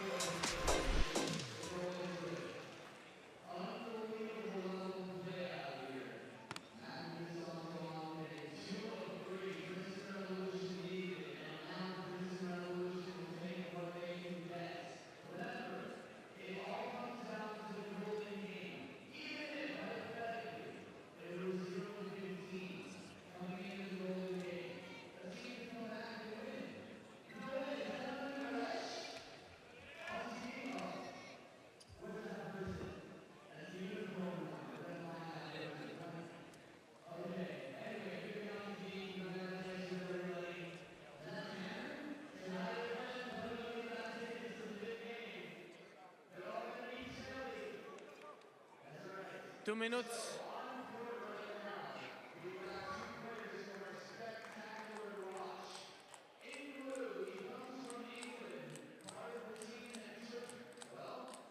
We are back inside Gentile Arena in Chicago. Texas with a 9-3 lead. Matthew DeSantalon for Princeton just won 2 out of 3 against Johan Rebete. Matthew, a dominant start. You won a golden point in game 2, and then I'm sure you're still frustrated by what happened in game 3. How would you assess how this whole match has transpired, and what was it like taking the table knowing that your team was really counting on you there? Can you repeat, please? What have been the feelings watching this match, seeing your team fall behind and taking the table with the pressure, knowing that they needed you to produce? No, exactly. There's not so much pressure because, okay, it's 8-1. Okay, just play and fight and try to win. But yes, I'm a little disappointed because the last point was very important for the team. 8-7 for me, and then like 2 edge, 1 net. Okay, it's table tennis, but okay, it's sport. As that match progressed, Johan kept going to the drop shot. How did that impact the match? The drop shot? Yeah, Johan kept using the multiple short drops. Honestly, I'm not focused. I don't know. I am with the match. I don't remember. I understand. So, going in for your next will be the golden game. Yes. What mindset do you have to get into to get ready to turn this match around? Just keep fighting, and we know, okay, it will be hard because like maybe 5-7 points, I don't know, maybe more. We have to fight. If we don't fight, it's finished for sure. So we will try to make this and fight every point. We know you'll keep fighting, Matthew. Thanks for joining us. Good luck. Thanks. All right, Jinshin Wang versus David Macbeth.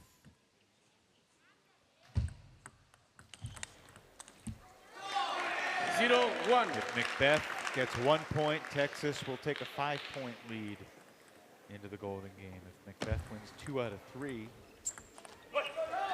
it would be a 7-point lead going into the golden game. One, if one. Macbeth could sweep, then the lead would be 9. A 9-0 start and race to 21. Never seen that before. And look, Macbeth yesterday was dominant against Roman Lawrence. He was excellent from start to finish. Of course, Jinshin Wang's been playing well too. Wang took 2 out of 3 in his singles match against Jinbao Ma in the semifinals. 1-3 on Saturday here in Chicago. Just looking at the start of this final singles match, it looks like Macbeth is fully aware of how he can help set the team up and build a tremendous lead in the golden game. There's no sense of a lead right now. Macbeth is playing each point individually, just trying to create even more space between the revolution.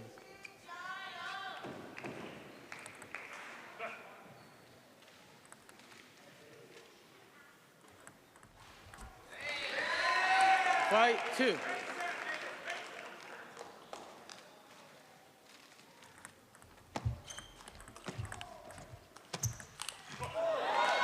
Sean, obviously the interesting difference between the regular season and the championship weekend 3-5 is that by regular season rules, Jinshin Wang would need to take 2 out of 3 to give his team a chance to win. 3-6. Otherwise, Texas would clinch the win regardless of the golden game. But in wanting to guarantee that the golden game, that great crescendo would truly matter in the semis and the finals, the Major League Major League Table Tennis leadership decided to make the change where the golden game was not just worth 6 points, it was worth everything. And the lead could be wider than 5 potentially. Remains to be seen whether Wang can carve into this deficit or Macbeth will extend it. That caught the edge. And Jinshin Wang has evened up this game 6 apiece. 6-6. Backhand to backhand exchanges started strong for Macbeth, but now Wang getting the upper hand.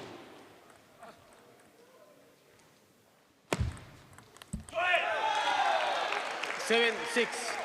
Interesting wrinkle is that this is the match of new dad strength. Both Jin Wong and David Macbeth became a father for the first time over the course of this MLTT season. In fact, for both of them, it happened in recent months. 7-7. Jin with a boy named Max. David with a little girl named Freya.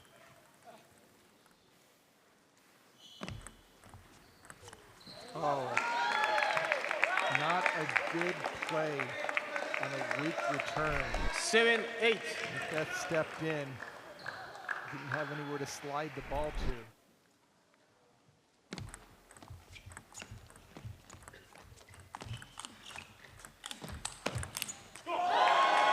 9-7 lead for Jin Wong. 9-7. Jin Wong is just so strong at keeping the ball in play. It seems like one of his shots is a pop-up. He's very good at keeping his racket close to the ball and returning it almost to the chagrin of the player attacking. Jin Wong 11-7, 1 down to 0. takes game one of this match for Princeton. Closing strong, hoping to set a new tone for the day for Revo.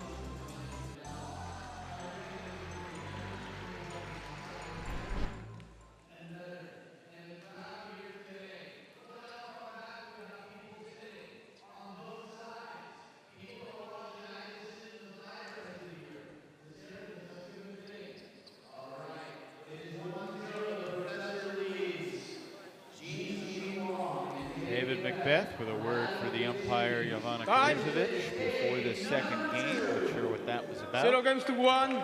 Smash to serve. To 0-0. Game 2. Texas leads 9-4 on the overall team tally. Now here is a quirk in the statistics from the entire season. Teams with a 5-point lead at the start of the Golden Game have won 95% of the time. Teams with a 1-point lead have won just about 75% of the time. Teams with a 3-0 lead have only won 61% of the time. So there's something about the 3-0 lead over the course of the season that maybe it's a statistical anomaly, maybe it's meaningful, it's hard to say. But just reporting what has happened, what has transpired, what the numbers are. 3-1. Theoretically, if Princeton can keep this a three-score game with Jin Wong getting the sweep, there's a roadmap there. They can shrink that, at least the stats that we're seeing. 4-1. We saw Bay Area Blasters come from behind in the third place game, and you can't underestimate the different pressure of this moment. Championship weekend pressure, unlike any other. Championship Sunday pressure, different than semifinal Saturday.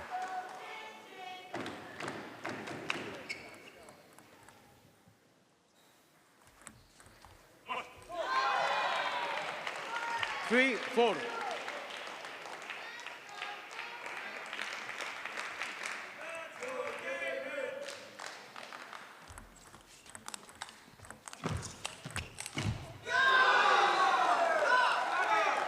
Great job by Macbeth weathering the storm there on some of the big Jin-Shin Wang forehands. 5-3. That seems to be when Jin-Shin is more vulnerable after he's attacking versus once he locks into keeping the ball in play. A nice backhand counterattack by Macbeth after Wong played very strong directly off the serve.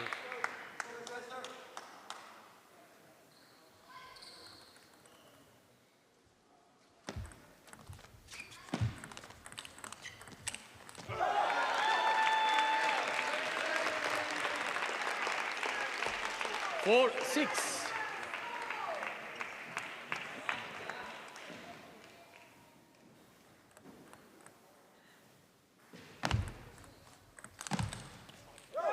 Nice third ball attack by the Revolution. Long back within 1. 5-6.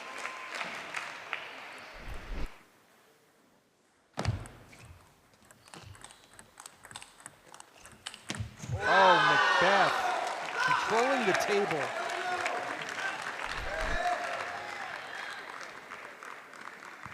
Seven, 5.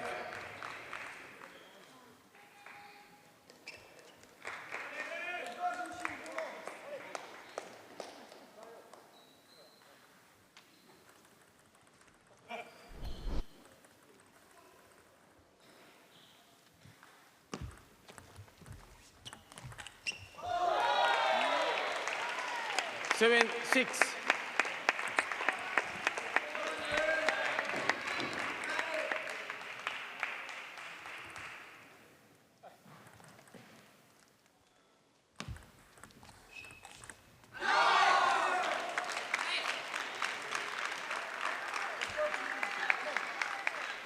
Six, 8.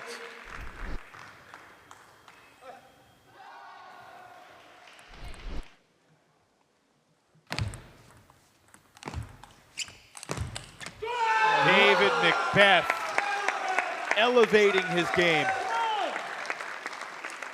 6-9. Just staying with it again. What an angle. Cross court, white line to white line.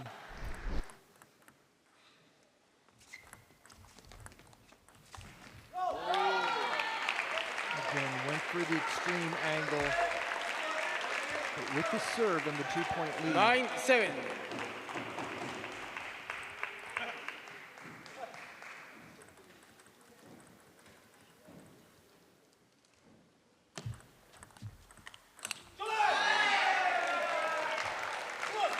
Game points here 10-7. to guarantee the Smash will have at least a 5-point lead heading into the Golden Game. That caught the edge. 11-7. Can you believe it? Macbeth evens up this match at a game apiece. 11-7 one way and 11-7 the other. So it's a 10-4 lead for Texas, but this is not over. One more game and then the championship Golden Game to cap the MLTT season here in Chicago.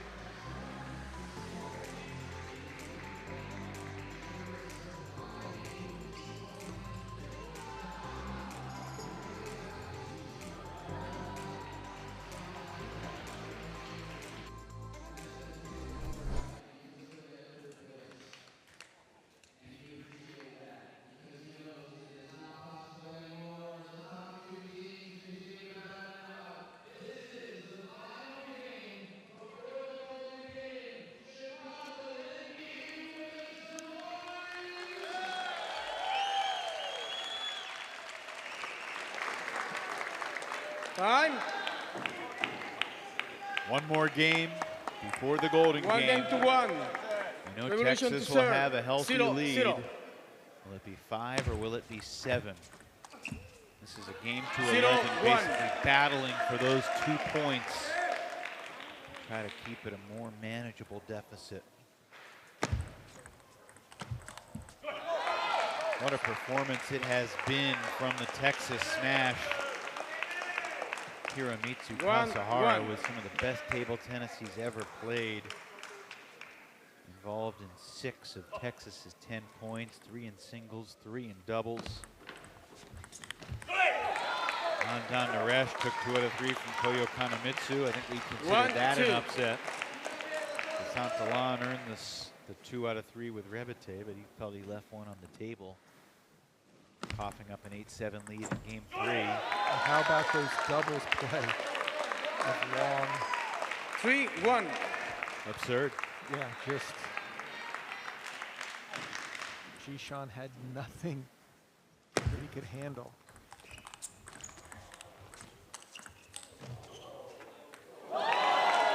Very nearly caught the edge. 4-1. Great hustle by Macbeth to stay in the point. 4-1. Timeout.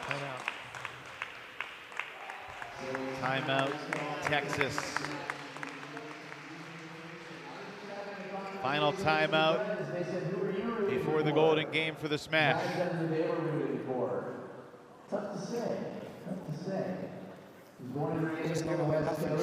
Sorry? You have to get ready for this because this, for example, if you serve, he drops short. If you drop short this form, a lot of times he'll try to do this forehand flip, right? Maybe you can try pushing a little longer if you feel uncomfortable.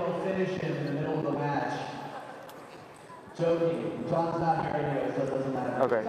Just remember, first ball, most of the time it's always short, especially when you serve. Yeah. Just take your time. Just play one by point, right?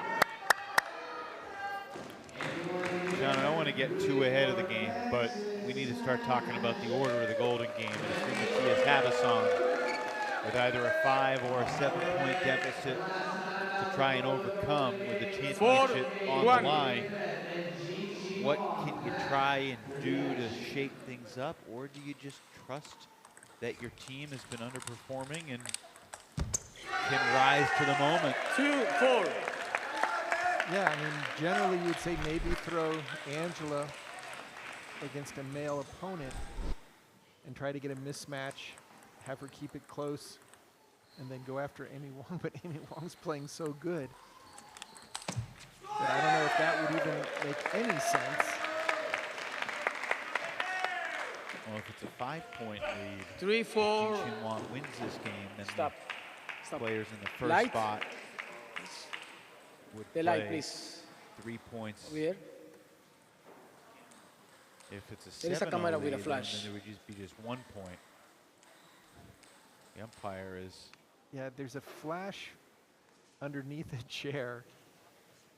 Yeah, I'm not sure what that is. There is a... That's one of the iPads, or... Not sure either any player was bothered by it. Yeah. Yeah, that's the gentleman in the blue Thank you. sweater. Something was lit up. Yeah, I think his 3-4. flashlight on the bottom back of his phone.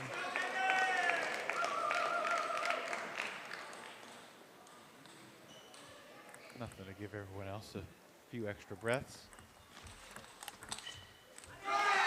4-all here in game 3. 4-4.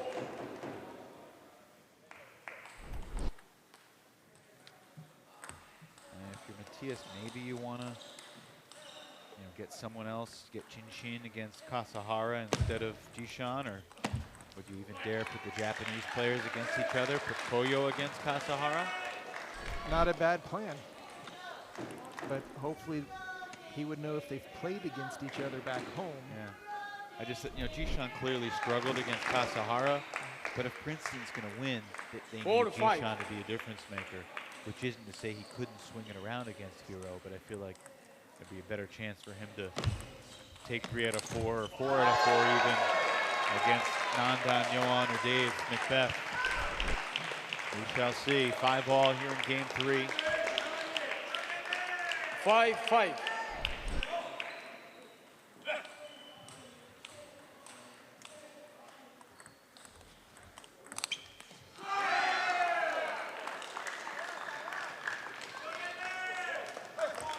6-5.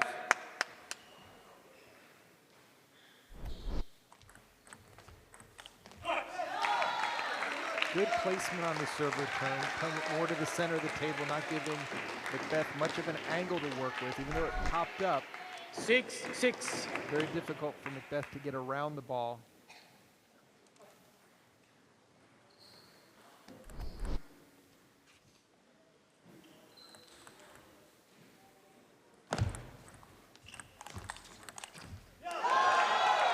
Nice from Jinshin Wong. So smooth after making a good third ball attack. Just stayed with it. Kept the ball in front of him.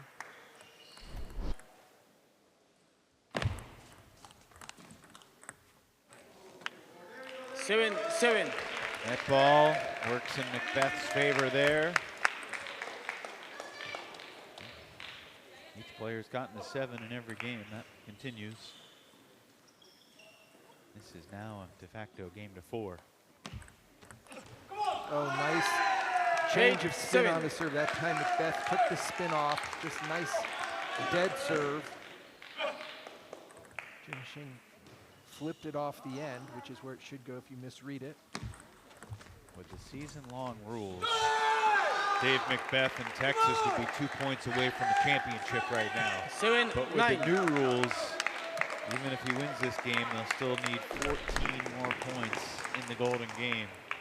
And I just credit Texas and David Macbeth for knowing the importance of trying to get every extra ounce of a lead 8-9. going into the final golden game of season 1.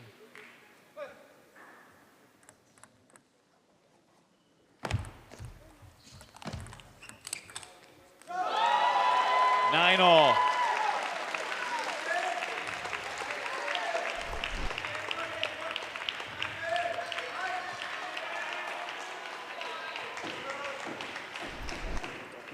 Nine.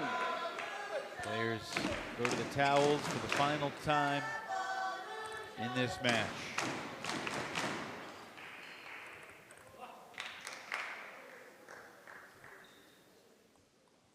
Macbeth with a couple of serves.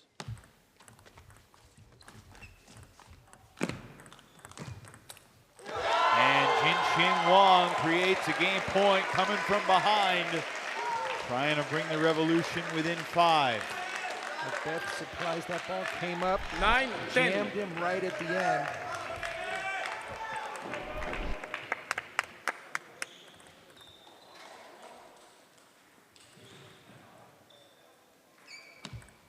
Net 9-10.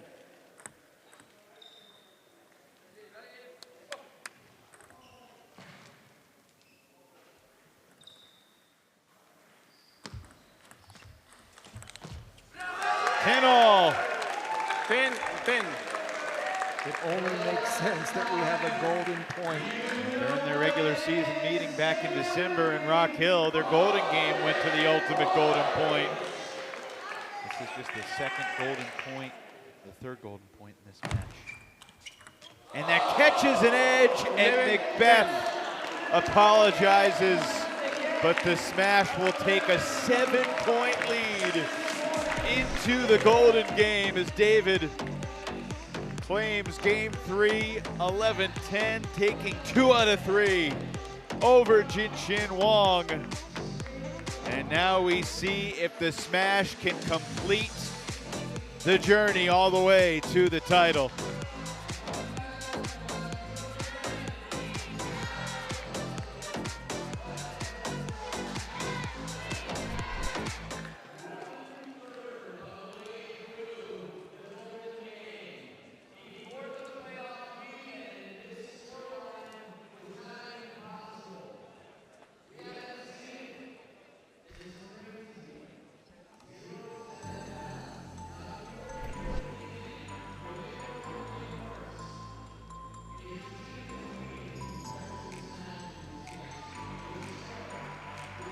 Well, the championship game in Major League Table Tennis started with Hiromitsu Kasahara sweeping Jishan Liang, and then Nandan Naresh kept the mojo going with 2 out of 3 over the favored Koyo Kanemitsu. Revolution had an early chance to steal a game in the doubles, but Kasahara and Wong have been dominant lately. They were too good today. They complete the sweep, so it was 8-1 through 3 matches. Matthew de Santalan brought a little bit of firepower and won 2 out of 3 for Princeton, but then Dave Macbeth catching an edge on the golden point. Take game 3, 11-10. He takes 2 out of 3, so it's an 11-4 lead for the Smash. We have never seen a golden game with a team starting 7 points up. We're making history in so many ways this year and today, and it's time to see if Princeton can stage a historic comeback or if Texas can claim the first MLTT Cup. Moments away from figuring out the order for this golden game.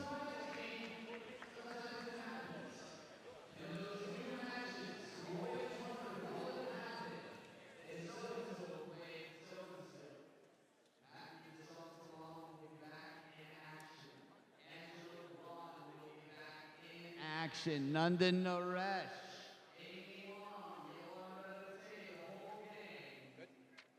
Let's go to the commissioner, Flint Lane, to figure out the order for the final golden game here on Championship Sunday.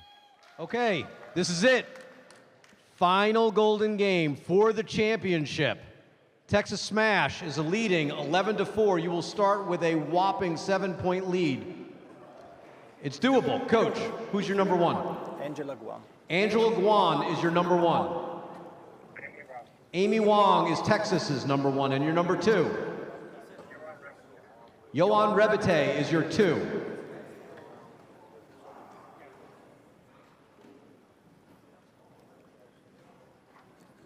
Koyo Kanamitsu. Koyo Kanamitsu is your 2. And your 3. Mathieu de Saint-Alain. Mathieu de Saint-Alain is your 3. Coach? I go with David Macbeth. David Macbeth is your 3. And your 4? My 4 is Nandan Naresh is your 4. Jishan Liang. Jishan Liang is your 4, making Jinshin Wang your 5, making Hiromitsu Kasahara your 5. Good luck, coaches.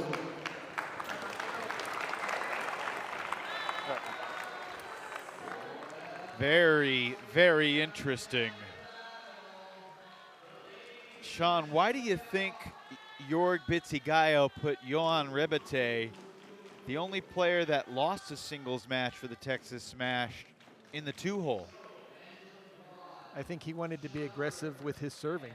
I mean, Rebete, 2 serves each, always gets an upper hand, and I mean, the ladies are going to start right now, and Angela, she's got to keep the ball low, because we've seen in the doubles what Amy Wong will do to any balls that pop up. Revolution serving. Championship golden game, the race to 21.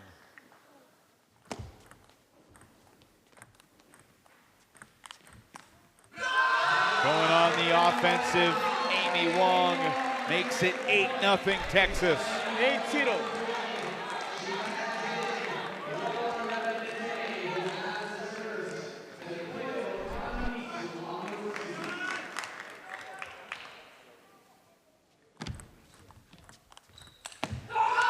Koyo airmails that one, and it's 9-0. 9-0. Rebete able to get his offense into the point. 10-0. 0-10.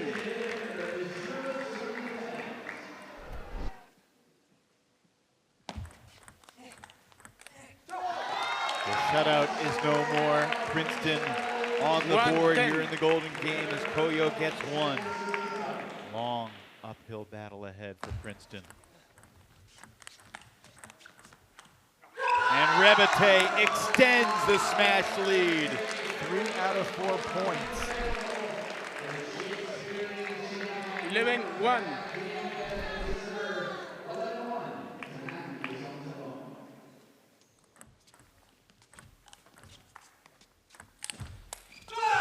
David Macbeth continues to excel. 12-1. And the Smash are on the march.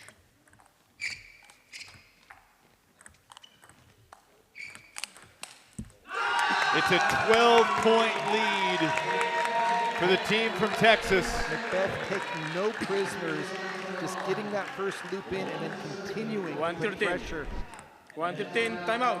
Timeout, Princeton, with the Revolution trailing 13-1. Get him very deep in forehand, and then you attack counter.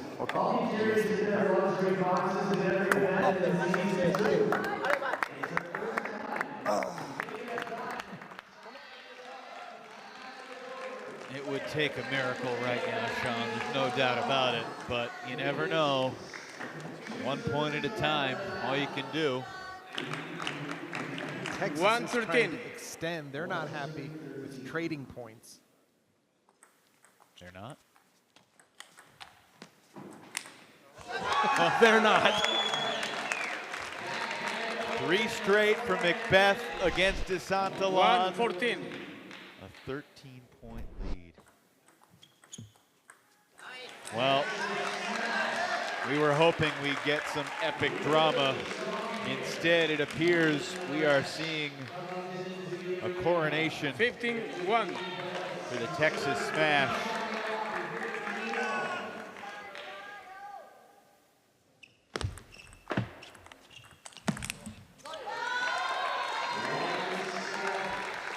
Rondon has to pick and choose where he's attacking to. If he goes to the wrong location, he's going to see a big shot come his way. Great ball out to the wide forehand. 2:16.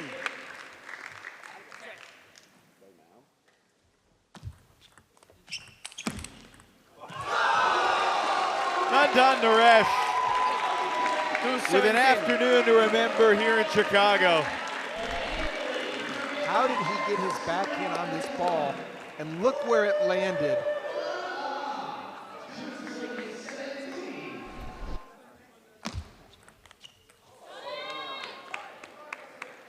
Did that catch? It Yes. did. Can you believe it? Everything coming up Texas. 18-2. Watch the edge closely. My goodness. Outrageous. 18-2 Texas. Kasahara brings the Smash one step closer to the MLTT Cup.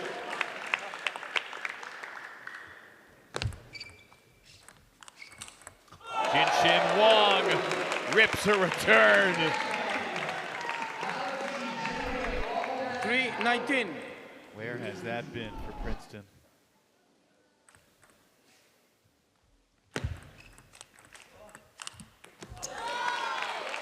Did not catch the edge, so another point for Jinshin. 4:19. Smash just 2 points away. Oh, are you kidding me? Mind-boggling stuff. Late in this golden game, Jinshin Wong,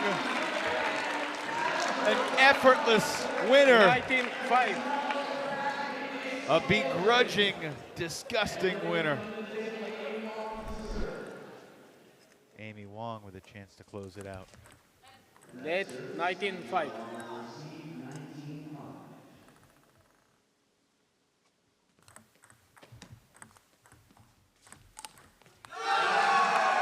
That sets up championship point for the Texas Smash. 25. The entire Smash organization ready to celebrate. Wong, as she's done several times before, laughs at her unforced error. Look for her to be aggressive directly on the serve. Missed that one too. 7:20. One more point for Wong and Guan if Angela can win it. And we get Koyo and Rebete back to the table.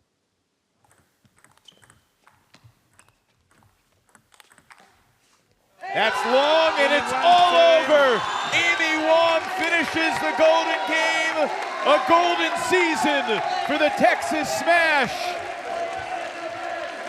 The first MLTT champions are the Texas Smash.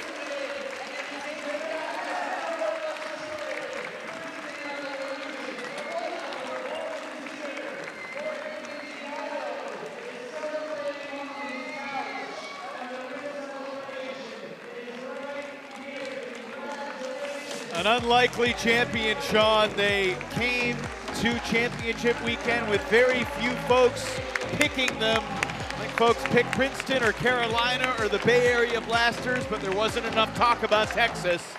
Folks will be talking Texas now. We'll talk to the winners and present the trophy after the break.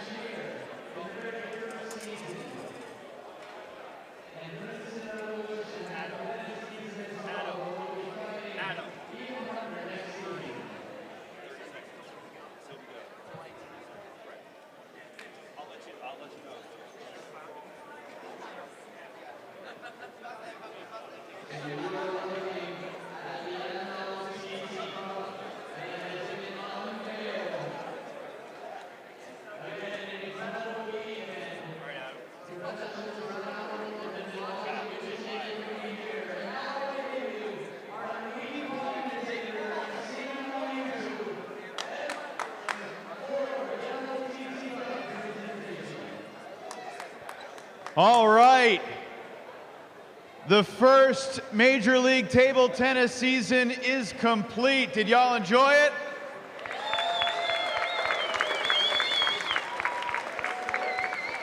It's my privilege to introduce the Commissioner, Flint Lane, who will present the first ever MLTT Cup to the Texas Smash. Thank you, Evan. That concludes an unbelievable season one. There are a lot of doubters out there. They're wondering whether we could pull this off. And oh my goodness, did we ever pull it off. You know, Texas came up big this weekend, and that was quite a show for the championship. So on the behalf of the table tennis community, the MLTT team, I want to say congratulations to the Texas Smash.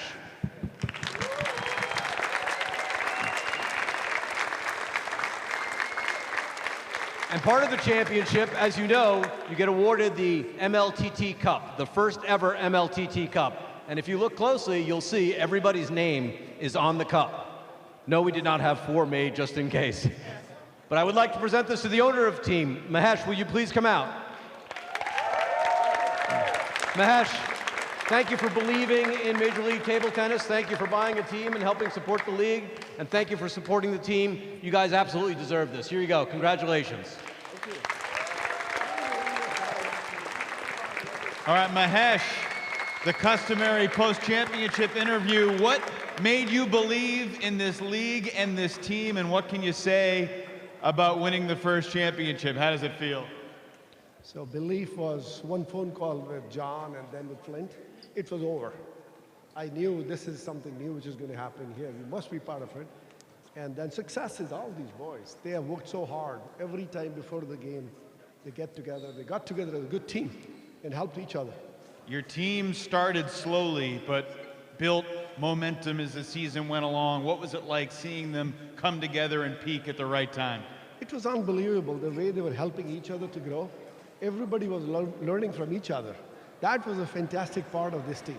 Everybody was teaching each other, learning, asking questions, including we had when we had to pull in some players into play with us, Aaron and Nishant Libaka. Both became immediately part of this family. So that made it a full team where they were committed to each other. Mahesh, congratulations. Dave Macbeth, come on over. Dave Macbeth, congratulations. You caught a fortuitous edge, a season of some bad luck and some good luck.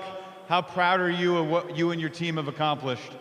Yeah, unbelievable. I know we spoke in Wichita, and I said everything was possible. I definitely didn't think this was possible when I said that. But no, I'm just, over the moon. It's been a tough season. I think you brought up with the fact that I think at one point we were in fourth. We climbed up to second. We went back down to third out of a playoff, and snuck in Wichita, and now here we are with a championship trophy. So. A reminder that anything is possible. When did the belief begin? Obviously, Hero got you guys off to an amazing start today with a sweep in the singles, and then he and Amy swept the doubles. That set the tone. I mean, it's easy to say now, but I think we felt good. We felt good coming into the match. I think everyone was relaxed this morning. There wasn't too many visible nerves, at least. And with the start that Hero gave us, what more could you ask for? So What was going through your mind as the Golden Game began and you guys just built your lead and you realized that this was going to happen? It's funny. I think we were so far ahead it almost, lowered a bit the nerves. I think it was like a 5 or 6 point gap. I think the nerves would have set in a lot quicker. So I think it was just honestly just trying to get over the line. Anyway, it doesn't matter how. We'd have just taken any point. Well done. Congratulations. Enjoy it. Nandan, come on in here. Nandan Naresh, the hometown hero, the Chicago kid. Nandan, just 17 years old. You grew up virtually around the corner from here. Did you ever dream playing table tennis with your brother that you'd be a pro as a teenager and a champion? No, but thankfully it's become a reality, and I'm really happy to have played in MLTT this first season. What was it like for you throughout the season, taking some bumps, lumps along the way as your team did, and coming together at the right time? Yeah, as Dave said, there was a lot of ups and downs, but I think we really have a very great team bond, and we pulled through in the end, so that's what matters. And lastly, Nandan, winning at home, winning in your home city with so many family and friends, what's that like? What's the celebration going to be like tonight? Yeah, it was amazing, especially to have it in Chicago, where I know so many people, so many faces here. So it was great. All right, lastly, Amy, come on over. Amy Wong scored the game championship clinching point. It seemed like you had the opportunity to close out so many matches this year. What has this season meant to you? You're going to be an Olympian this summer, but the opportunity to play Major League Table Tennis and win this championship, can you put it into words? Yeah, really exciting. And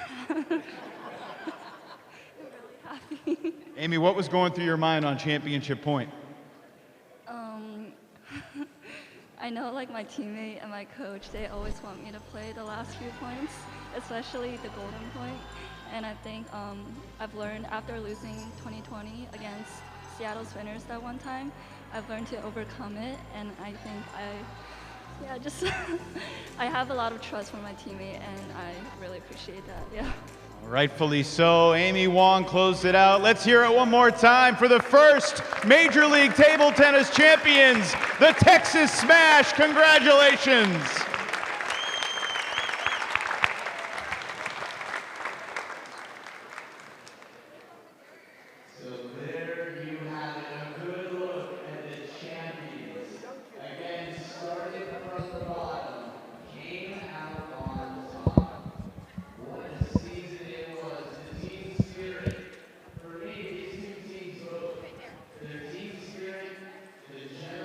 Flint Lane, the commissioner, posing for one final photo with the first ever MLTT champions, the Texas Smash. Sean O'Neill rejoins me. Sean, we spent so much time this season analyzing point after point, game after game, matchup after matchup, and when it all comes down to it, this is a Texas team that played the long game. They weathered the early storm. They handled that adversity. They didn't use that to tear them down. They used it to build themselves up, and they are the first champions. And it's a surprise. This was not, no one expected Texas to win this weekend. Well, I think they just believed in themselves. I mean, the biggest thing was that every match that they played, they got better and better with. So going into it, obviously they didn't have much pressure, but you saw them play big in this finals match, bigger than we could have ever imagined. Let's spend a short second talking about every member of the team, starting with Hiromitsu Kasahara, who, man, I mean, this dude from Japan just plays with a toughness and a character that, I mean, 6 points today in a championship match. It was unbelievable. Well, I think it was not only the singles, but it was his doubles along with teammate Amy Wong that really just put him ahead, and his singles play was tremendous. What about Dave Macbeth? Wow. I mean, David Macbeth just brought a lot of experience, a lot of temperament, very measured. It was so cool and poetic that he got that edge ball when he did, because it's been a long season for him. Give me a word on Johan and Nandan. Wow, Johan played great in the semis, and he fought in that third game to keep them one more point into it instead of getting swept. Nandan, he's the future of U.S. table tennis. He's pounding the backhand. He's playing in front of his hometown fans. He played awesome. And Amy Wong closed it out. One of my favorites. Looking forward to what she's going to do in Paris for Team USA, but she brought the goods. She sure did. The Texas Smash, congratulations to Mahesh Joshi, the owner of the organization, the coach, York Pizzigayo. Got to imagine he's had a whirlwind of a few months in Germany coaching from afar, but my goodness, can you believe what they have done? The Texas Smash are the first MLTT champions, and we get a chance to just put a quick bow on this whole season. You and I were together in Daytona Beach in September. It's been a real privilege and an honor to be a part of it, and I thank you for making me feel at home in the table tennis community. Wow, what a journey. Well, I'm sure year two will be better. Of course, we want to thank Matthew Hetherington for not being with us this weekend, but we had him here cheering along with us, and the ride's gonna continue. I think you misspoke. You said thank you for not being here this weekend, but Matt, we wish you were here. What a season, what a weekend. Congratulations again to the Texas Smash. An incredible season of Major League Table Tennis is in the books. 92 matches.